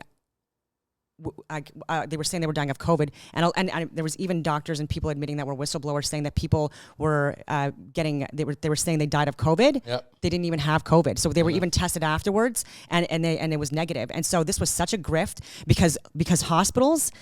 They were getting kickbacks, right? So if people were intubated or if people were, you name it. And so this was a money thing. So if people died of COVID or with COVID, it was a lot more money that you were getting. And so... Yeah, well, there were people that they were getting their funerals for their loved ones paid if they were allowed to put COVID on the autopsy report, on a coroner's report. The government, Justin Trudeau came right out and said that we are going to take care of any employer. We will cover all lawyer fees for anybody who has adverse effects or has any kind of issues from this jab. As soon as you start protecting these people for implementing this, that's where it started to get, like red flags are flying at this point. Oh, yeah. And it's insane, the amount of bullshit that went on. We've got all the data we're going to add into this podcast, so I'm hoping you guys go and do your own research, man. Freedom of informations are available as well. I've worked with several people that are really good at getting freedom of information. On that, so access to information requests. So there's a Discord page with we'll call him Ethos and Eris. Okay. And he's former military as well. Incredible guy, engineering background and things like that. Did you say Egos and Arrows? No, his name is Ethos. Ethos and Eris. So and ETHOS ERIS. I don't know why he chose that. I should look it up. Okay. But he's giving me badges and things like that. He's like mailed to me. He's on the West Coast. Yep. But he has a Discord page, and he's very organized because he was like a high-ranking officer and stuff like that. So he has like these he has it broken down by subfolders and folders with if you want to see access to information submissions, returns, or the no returns response, then you can go on COVID. You can click COVID, or if you want to look into military, it's broken down by that as well. There's so many different folders that you can look at where it's constantly being people are feeding into it, and so these are mostly people in government. But this should be accessible to anyone. Absolutely. And so I've given this to the agent guru, Viva Fry's agent, and other people, and they thought it was great. Well, we're gonna take that, ladies and Ethos gentlemen, and for sure. Discord. We're gonna put this in. Absolutely. I want to talk forever. I want to get more into this. Like spill it. I know one of my biggest ones. What is your major concern when you say, I don't want to say too much? Is it the concern for NDA style stuff, or is it concern for your life? It's a little bit about the NDA stuff, but mostly about other people's lives, because I have, even with people that I've had, I've done podcasts with, or that I've been in communication with, it just seems like really messed up things have happened to them in their lives as well. And so I don't even know if I can even correlate it, but even in 2022, within Stittsville, we were in lockdown and stuff like that. And so, there were people that were coming to my house for certain meetings and stuff like that, because I was basically like a command post at my house. Like I had fully committed to having my office, everything was there. And so I was like, okay. And because I had nowhere else to go. Yeah. And because I didn't trust, there's a few places in Ottawa you can go where they say it's secure and you can go and not be hacked and stuff like that. That's bullshit, because there's even people in those parking lots that are looking at people going to and from those buildings. They're checking your license plates and your vehicles, and so not as safe. So even if they can't get access to the information in the room, they're absolutely getting it when you leave, and they might even be putting stuff on your vehicles to be able to trace you.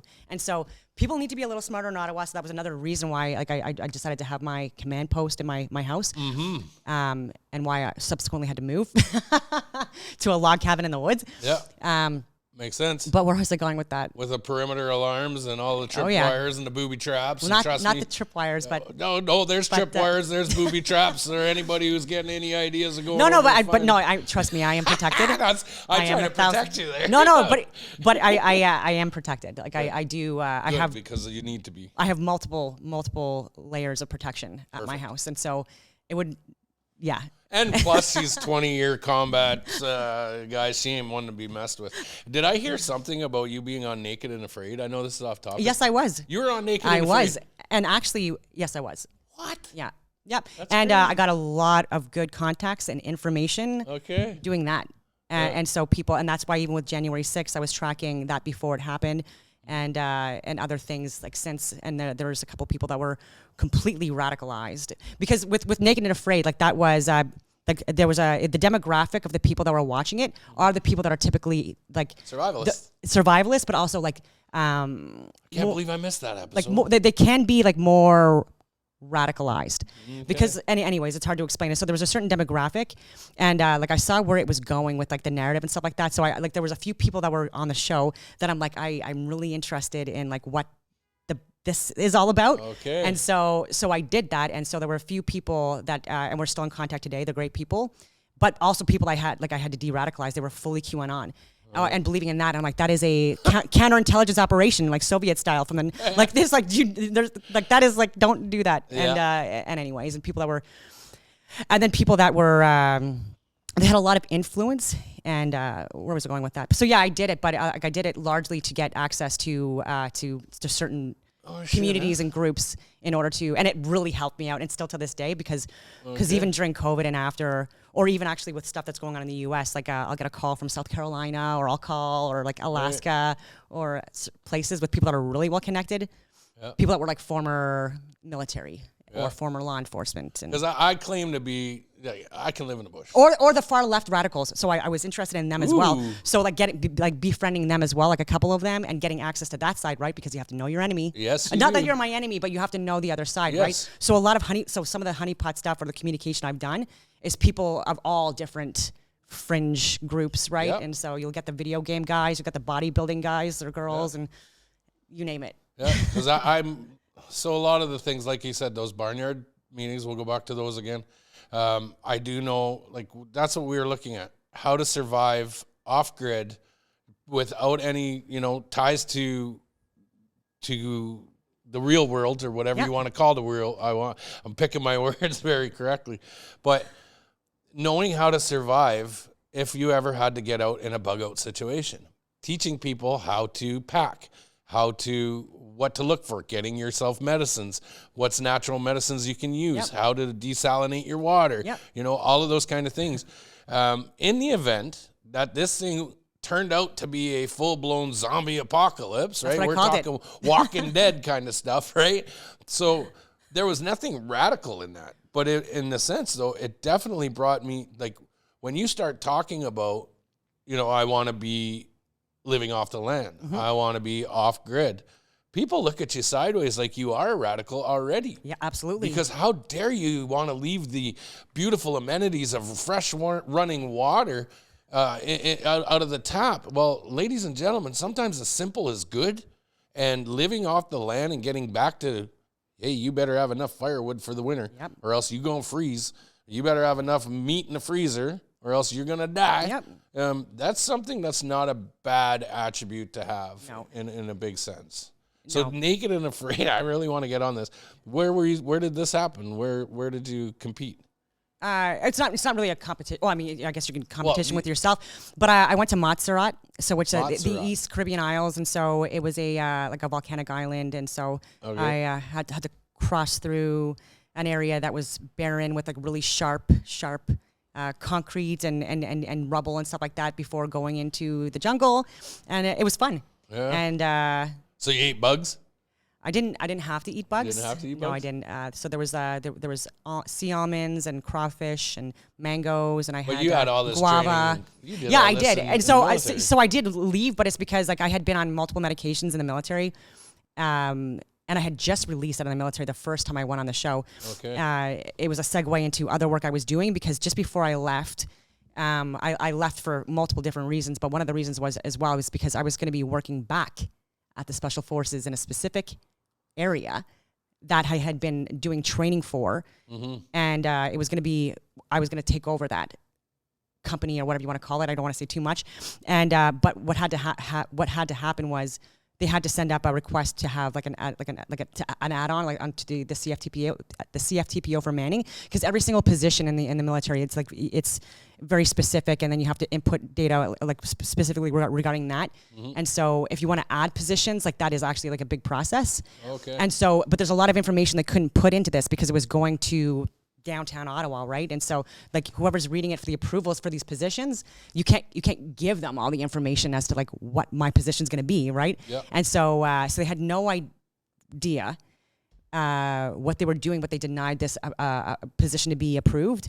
And so I'm like, well, I fucking like all this work for like the last few years to literally take this over, and because these fucking clowns in Ottawa like just denied it, like that's it. And so I'm like, well, I'm gonna do that work, civvy side. Yeah. And then but I still have my top secret security clearance. I was still working with government, and I've never done or anything. Well, I work in the gray for sure. I've worked in the gray. Yeah. But for anything where I've seen like a crime, like I do report it. And so everything has been above board as well with the work that I've done, even if it's not in an official capacity where I'm like gathering information to assist with things that are coming up. So do you have any information or any possible like, and I'm going to ask this straight up, the foreign infiltration within the members of parliament and the government? Like, do you know any of these details?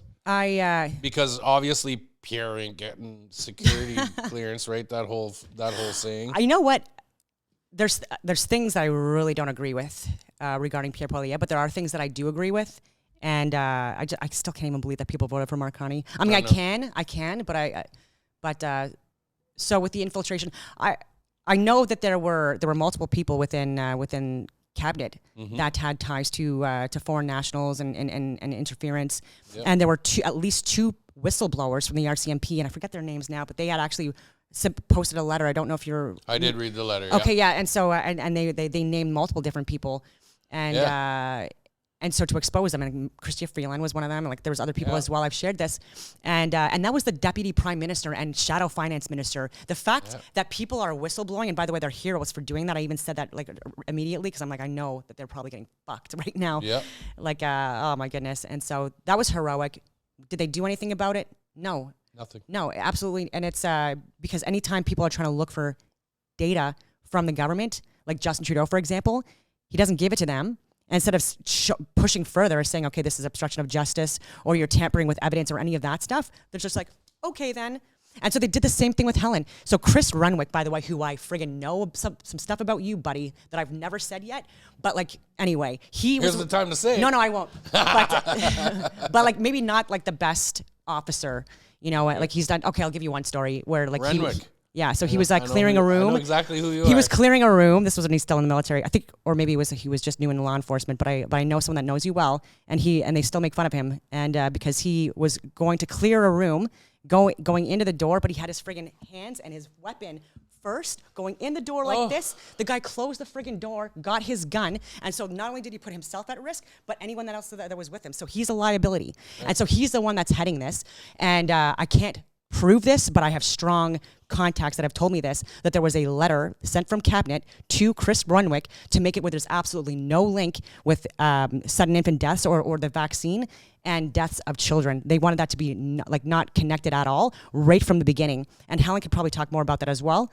And so it was already a wash. And there was so much fuckery going on with these court hearings that Robert Krychek, who I've talked to a few times as well, he was reporting, and so he's done a lot of reporting on just how disgusting this was, these court hearings, and not allowing her to have witnesses up, despite the fact that the prosecution were having family members or like up, you know, and not allowing her to have her note. There was just so much. How is that allowed? How are you allowed to? Because it's not technically a judicial criminal court. Is why they were able to stonewall her. Yeah, it's an internal. So she wasn't even allowed to bring her own witnesses in. But yet the people that are investigating are allowed to bring their cherry pick witnesses in to, this is insane. Like Ottawa, jeez, come on. Yeah, no, it was absolutely disgusting. And it was at 211 Huntmar, which was literally like where I had to move from, within a kilometer away from my house, like not even. And that's why I was getting fucked with there, because I had actually worked there. I had done some scenarios for the SRDTs I was doing in that building. And so I had been working with cops just like you for many years. And well, let's say I never worked with cops, just for the people out there. I never worked with cops, but I definitely coordinated rallies to let them know we are going to be here at this time, that time. And that's incredibly helpful. Yeah. And so there, actually, I'll go on to that point. I just want to make that clear. Yeah, sorry. I'm just throwing you under the bus. Yeah. No, fuck that. That's funny. But like the main point, I guess not there's so many points, but is that there were people within the government that were trying so hard and that really took their oath seriously and went above and beyond. And I know this for a fact because I was working with them or around them and stuff like that. And just from the start, like, it was just a losing battle, and it was because of Cabinet and because of Justin Trudeau, and what they were pushing had everything to do with the World Economic Forum, the World Health Organization. Like push, and the World Health Organization is not a reliable organization to be taking your health advice from. And on that as well, they weren't teaching people how to aspirate needles. So that was removed from the steps on vaccination. Okay. Early 2000s, I believe. Dr. John Campbell can give more information on that. He's done videos and he's an actual expert. And so early on as well, his concern was that people were not aspirating needles. And so there's a difference between delivery mechanisms for various different inoculations. Yep. And so there's like intramuscular, intracellular, those, and so it was supposed to be an intramuscular, and so you're supposed to aspirate your needles in case the needle hits a vessel. Right. So because you don't want it to be clearing the air out of it, so that to make sure it's not intravenous, right? So Right. to make sure you didn't hit a vessel. So aspirating the needle means that you just draw back, and if you see a little bit of blood and it's not supposed to be intravenous, then you throw it out because it's supposed to be intramuscular. This was not happening, and so because of my old medical training and stuff like that, from stuff we did when we were in the military, like they were aspirating needles, and to know if if I hit a vein, then it depends on the thing that you were putting in your body. Yeah. It really matters. It really does if it's intramuscular, intracellular, subcutaneous, etc. And so Asia was aspirating needles. So I was looking at videos, and they were fast. They were plugging. You see their finger go, and they were making sure there was no blood, and they were plunging. No one was doing that in any Western country, like literally no one. This was not even in their training. Mm-hmm. And so there were a lot of people, and the estimates were, and I'm going to go low on this, but anywhere between one out of every 4,000, let's say, people that got inoculated, it was likely that, again, these are stats, that they would have got, the vaccine would have went in their blood. And so with children, they were smaller. They have a lot of small vessels and smaller arms and huge needles because it wasn't different size needles. I don't believe for children as for adults. I don't think it was. Yeah. I know that the dosage for under a certain age was like a third of the dose of adults, but we never aspirated needles. So there were people, including children, which was probably like a higher chance of getting the intravenous, which is why people were saying like, oh, it's supposed to stay in the area, but it wasn't, especially if you got it in the veins. Because then it was going everywhere. It's going right to the brain. And it's going to the brain. It's going to the reproductive organs. It's all of those things. And so I do know women that had menstrual issues. Yep. Like really bizarre ones, like too much information for weeks. Or exactly, and really like a lot of blood and or like skipped and or were having issues with complications with their you name it. Yeah. We can go into grave detail, ladies and gentlemen. You know that it's a touchy topic for things. But imagine you have a vaccination regime out there, but the whole purpose of it is to depopulate, and that's what I think, and I know from the stats. Well, that's what Bill Gates said on the TED Talk. 15%. If we can depopulate the world with a vaccine. 15%, we can reset back to where they want their numbers. Oh, like the Georgia Guidestones of 500,000. So these guys are 500 million. 500,000. Oh, can you imagine? 500 million is bad enough. Yeah. No, they're crazy, and it's all propaganda, pseudoscience, pseudo-medical. Like Bill Gates is not smart. Like he's cunning and manipulative, and he has good contacts because of his parents. Theory about. You want to hear my theory about Bill Gates? Yeah. Bill Gates, I feel, was part of the Young Genius team that was around when Roswell, New Mexico happened. And he came in to reverse engineer. And in order to not talk about it, he was given Microsoft. And that's why there was the issue. That's why he is who he is. That's a good theory. I think that his father wasn't he? He was also very rich, and so Bill Gates didn't develop Microsoft from his basement or from his garage. Steve Jobs did. But he stole it. Yeah. It's like, so he stole his Microsoft. I was just kind of going off topic because I can't stand the guy. No, he's disgusting. And why is he not in jail? And why is he not on some kind of like a no-fly list for Canada? And how is this guy, who's a computer guy, even able to talk to us about vaccinations and doing these things? And then he's buying up plots of land all over the world. And he doesn't think that trees are necessary to sustain the ecosystem. And world leaders are taking their advice from this guy. Yeah, I think he is not a good human being. I think that like even with like his with his family background. Was his father the one that was like assisted in like the Planned Parenthood from like being developed in the U.S. And so the family, so they were already starting right at a with multiple abortions being promoted all over the Western countries, but especially the U.S. Have you seen the new latest thing that's? But also, go ahead, and but through that network, there's a lot of people at the higher up, like the elite classes, where they are involved in like the human drug trafficking, weapons trafficking at literally the highest levels, and working with government, anyways, like military contractor types. And but he's on the Epstein list or the Black Book, because they're saying, oh, it's not a list, it's a book. I don't care. Like he literally has been involved with that lifestyle for many years. And so what they do once they start getting a bad image. Because of the stuff that they're doing, especially like the fact that people are, his ex-wife, has said a couple of things, and probably not a lot because she's grifting, you know what I mean, as well off of this. So it's not like she's perfect. She's not like publicly exposing things like she could, but probably a risk to her life. But I think that anyways, like there are a lot of evil people that when they have the power, the wealth, and the influence, they become philanthropists, just like Justin Trudeau with a we, like and Bill and Melinda Gates Foundation and the Clinton Foundation and the Open Society George Soros Foundation, and then and so like these are not good people, and they pretend they're philanthropists. Oh, look, I'm giving all of this money and I'm helping all of these charities and these organizations and people across the world, when they're actually not. They're causing a lot more harm, but people are finding out afterwards, and again they're unstoppable because no one's actually holding them accountable yet. So again, peaceful, because it needs to be peaceful. But this guy needs to be like in jail or charged or like just like not in, like, why are we hiring this guy for anything? Like, right. We got so in the intelligence community and stuff that you've been in, you hear all the time in politics, in left-wing propaganda, in liberal ideologies, this Antifa group. Where would you stand in the intelligence community when it comes to Antifa? Do you know much about them? I do. There are people that are involved in what I would call they're protesters, protest groups, but there are people within Antifa that are very radical. Yeah, very radical, and then they have subgroups within Antifa. So, like, I mean, to say Antifa, there's going to be like subgroups and people that are having conversations and things on Discord or video game accounts or whatever you want to call it. People communicating with each other and getting information and then reaching out privately and having conversations, which I think is a bit of what happened with well, not a bit, but largely what happened with the Charlie Kirk assassination.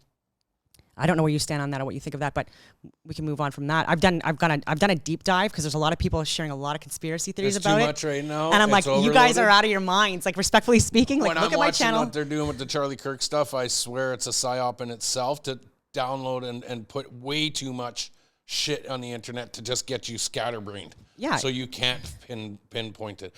But the reason I was asking about the Antifa thing. Oh, yeah, sorry. Yeah, no, that's okay, because it coincides with the same thing, because there was an incident in Ottawa or in Montreal here where a gentleman flew smoke grenades at a Christian concert. Oh, yes. You mean the Department of National Defense guy? Bingo. Yeah. Because there's people in government that are doing their own shit on their own time, doing dumb shit.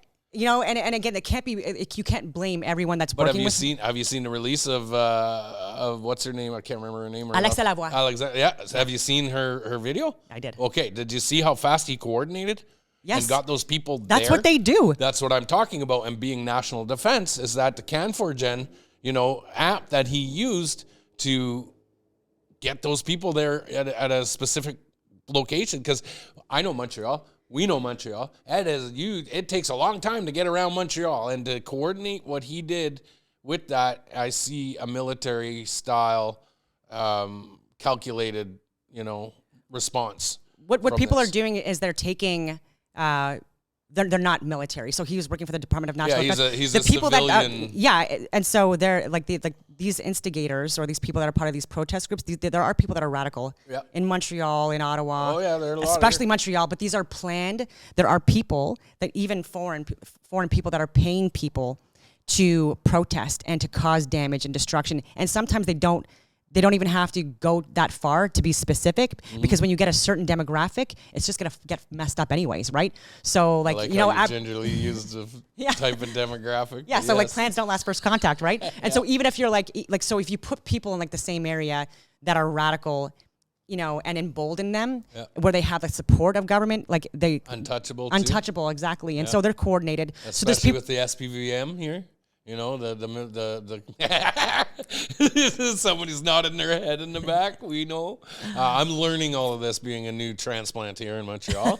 So I'm very tiptoeing through the community without going and stirring up too much, but I'm poking my nose around in some of the things going on here. And the Antifa thing is a big one for me, because I've been targeted by Antifa. I've been attacked by Antifa. I've been doxxed by them. I've had them going after my children. I've had them going after the stuff that I've dealt with this group. So when I seen what happened with her, and I seen the coordination that came down, as much as I don't stand for rebel, this woman needs protection now. She does. From now on, she is going to need a full detail on her. I've been saying that for a couple of years now. I mean, she's getting her elbowed in the face by like big men in dresses. You are not, anyways. Yeah. And the cops are there. They're doing nothing about it and actually blaming her. She's a reporter. Yeah. And so we're Rebel News. Like, there's a few people there that I really don't respect. Right. But there are a couple. Yeah, but there are a couple that are holding the line for Rebel News. Like if these couple of people weren't there, I'd be like Rebel brutal. And so and I agree on that 100%. There's who you are. So I'm not going to put your names out there, but you know who you are. We've discussed and talked about what's going on behind the scenes there. Ezra, do your job, protect your reporters. Quit spending the money on what else you're spending it on. Yeah, and quit lying about events, by the way, and why don't you actually report it more accurately instead of with your bias because of who's paying you. It's all about the money. Yep. And oh my goodness. But have you seen in the intelligence community, like the Antifa in Canada? Do you know much about it? Like, do you have any information that we can share with the audience? I mean, what I can say is that there are people that they're just I don't even know how to describe it. Because they're involved in, it's not even just Antifa. They're also people that are doing these Antifa protests, that are also doing the Black Lives Matter protests, that are also doing the Free Palestine and protests, the LGBTQs, that are also doing the LGBT and the abortion protests, and they're also the ones that are damaging the schools. They're also the ones that are burning churches. Not all, but a lot, and the ones that are praying in front of Christian friggin' churches or on service roads, major highways, because first they're praying, they're doing their calls to prayer by Christian churches, and again on highways, and then when people try to call them out, what do? They start chanting "Free, free, free Palestine." Well, you guys were just praying, so are you guys actually here as a call to prayer, grassroots, or are you actually now going into your next protest, speech or whatever, and there's signs already pre-written, and there's so much coordination that goes on. I was gonna say that, and that's there's where I was so much. It's so big. Do you see how well coordinated these are? And they're almost militaristic. Sorry, I keep on cutting you off. Go ahead. But the Call of Duty and Halo and these games, this is where a lot of these radicals are getting their terminology from. So people are thinking that they're military or law enforcement because they're using certain verbiage. I'm sorry, because I know people that play video games all friggin' day. I don't understand it, but it's okay. No judgment. But like they're communicating with me, and it's almost like I'm talking to like another member of the military, right? Yeah. And so it's just very interesting to me that like they can pick up verbiage because of hours and hours of video games. So you're an armchair soldier, by the way. You're not a real soldier, and oh my goodness, and it's because like I've also been targeted by them. Oh, okay. Like they doxed my house. I'm a single female veteran living on my own, and they doxed my house. They were like following me on my dog trails at my gym. Crazy.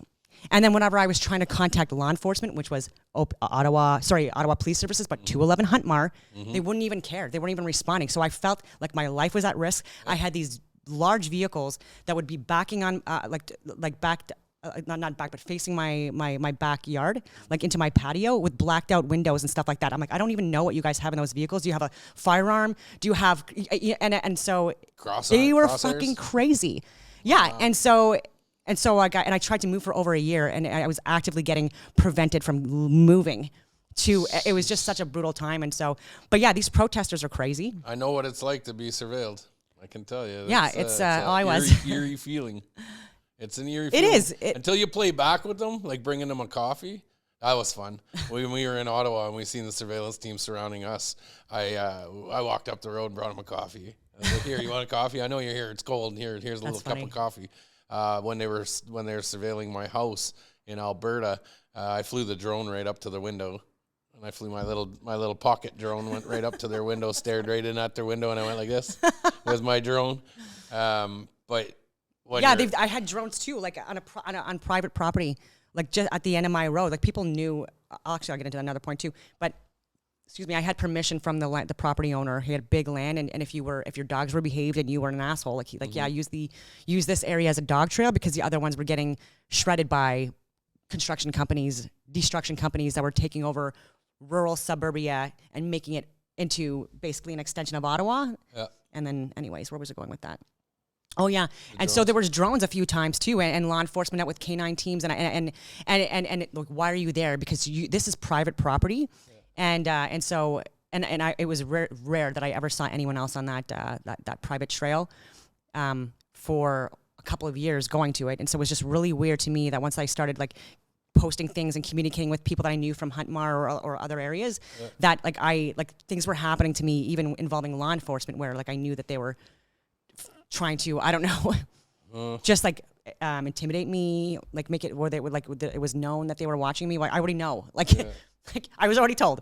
Yeah, you don't have to try to intimidate me, but yeah, things like that, and they don't realize. Like I had my dogs with me. It's a good thing that I didn't have them off leash, and it haunts me till this day sometimes. And I just had this feeling I was going over this corner, and for some reason I'm like and I'm gonna like leash my dogs up, and then I turned the corner, and then there was like the whole team there with canine dogs. My dogs love dogs, so they would have probably 100% tried to run into those friggin' dogs or the people just to jump and lick and stuff like that, because they like people. But I'm sure they would have got shot. Sheesh. And so like I'm not gonna get conspiratorial on that, but at that time, in 2022, again, not a lot of people were going to my house because of lockdown and whatever, and because of what I was doing, I didn't want to like have too many people in my house anyways, and. So two of my close friends, and again, I only had a couple friends in Ottawa by that point. They literally one was like within a 500 to a kilometer away from my house, and then the other one's a couple of kilometers away. Their houses burned down, electrical issues, and there was no, like barely any houses where there were fires in Stittsville, 2022. So look that up. And so it's hard not to like make a correlation when the gang stalking makes you think you're crazy. And I constantly had to like the psychological to get out of my head and be like, okay, this is probably just a coincidence and stuff like that. But during the time, just because of everything else that was going on, and then even I don't believe in coincidences. I don't either, and just the situation surrounding them as well, it still doesn't sit right with me, and I don't want to overshare, but someone in my family who I love, this area more because I'm in Ottawa, at the outside of Ottawa now, but. He was suspiciously ran off the road on his way to work, and the person didn't stop, and he did a rollover, and so this was also during this literal time, like this was like the end of 2022, so like a month after one of my close friends had her house burned down suspiciously, and had to be rebuilt, and it was a new build. This is what I mean. These were two new builds that weren't even finished being built. Wow. And So just like a lot of things. So I get what you're saying with a lot of stuff. It sounds crazy, but well, because you're making me think of things that I've already known that happened in my life and in Yeah. other friends of mine and things that have happened, and it's like, yeah. And so there are people in government that are using their positions of authority or power to do things, but there are also, unfortunately, people who are radical or extreme, and they're getting emboldened and enabled, that are also just doing things on their own or organizing beyond government. So they're not working with government or anything like that, but they're actually just doing this out of their own free will, maybe I guess. they're the radicals. They are the radicals. So there are legitimate radicals as well that aren't hired by government or that aren't government. Like I do know this for a fact. And I can sit here all day Oh, and long. sorry, I just wanted to, in case you didn't, and so I don't know if you saw that study that was released from the U.S. just either like last week or recently, but where you have it where there was a poll done or stats that were done for people that support political violence. Oh, I did see that. Okay, so yes, and so you have the far left. Yep. Far left, by the way, 24% in support of political violence. Yep. And then it was lower than that for the left. Then you have the moderate, like the moderates or the independents. I think it was like 8% or something like that. Correct me. Maybe it was 10. 8. For the far right, you mean? No, I'm going down the list. Okay. So when you look at the percentages, the highest percentage of people in support of political violence was the far left. Far left, yes. Followed by the left, followed by the moderates or independents, followed by the right, followed by the last one on the list, the far right. Yeah. The more conservative, traditional people, 3% supported political violence compared to 24%. Crazy. And so for people to say that this is right-wing extremism and radicalization when this has absolutely been far left and more emboldened and more likely to commit violence, which we've clearly seen if people have seen the protests that people are trying to report on, and we're getting a bad rap. So you have these staff sergeants saying that being conservative or to just traditional is extreme or radical, like you were saying before, and it's actually the way you're supposed to live your life. Yeah. If you're not a complete asshole. A prime example is after Charlie Kirk. You know, what happened with George Floyd? They burnt down cities. Charlie Kirk. Yeah. People come together in prayer. Yeah. Big difference. Huge we difference. Ain't the same. I could sit here and talk for hours. I know. It's amazing to hear these things, and you know we'll have to continue to stay in contact. But I want one message. If you could say one thing to your team members, to your international communities, to law enforcement, if you had the opportunity right now to say something, what would it be? If you had, I know it's kind of on the spot. Yeah. But if you can say anything in order to get us back to somewhere even keel, I'd like to close off with an inspirational. I would say because it's more people need to speak out, but be respectful, be peaceful, and it needs to be people that have like some kind of a position of authority or influence. There are people that can be trusted within the government. That I know this for a fact, and that's why I wanted to come here as well to say that there are, but we are getting hindered, and they are getting hindered, and I have my reasons for believing that. I think that they also want to fill quotas in prison systems and jails, and so they're looking at having, anyways.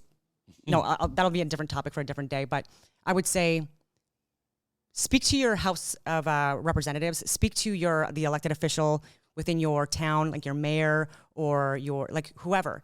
And be respectful, send an email or call, have data to back up what you're saying. Like people like myself have been doing this for literally years. We're getting gaslit. But I think at some point, like the more and more people that actually reach cabinet or email them, and again, has to be respectful, then I don't see how this can change unless we hold people accountable, but specifically within cabinet. In a peaceful way. It has to be peaceful and respectful, but it has to be government doing it. So it can't be anyone beyond that, because the only way that people are going to gain trust in the government again is if you make it where you deserve trust. So if this is, changes need to be made, we are hitting societal collapse, economic collapse, so many different things, and we're not overpopulated, we're densely populated.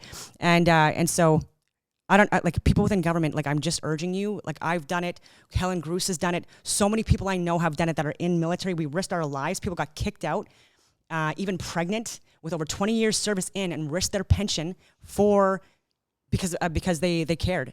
And so, yeah, we just need more heroes in government. I agree. And with that, ladies and gentlemen, I'm glad you lasted to the end of this, because those are messages that need to be said.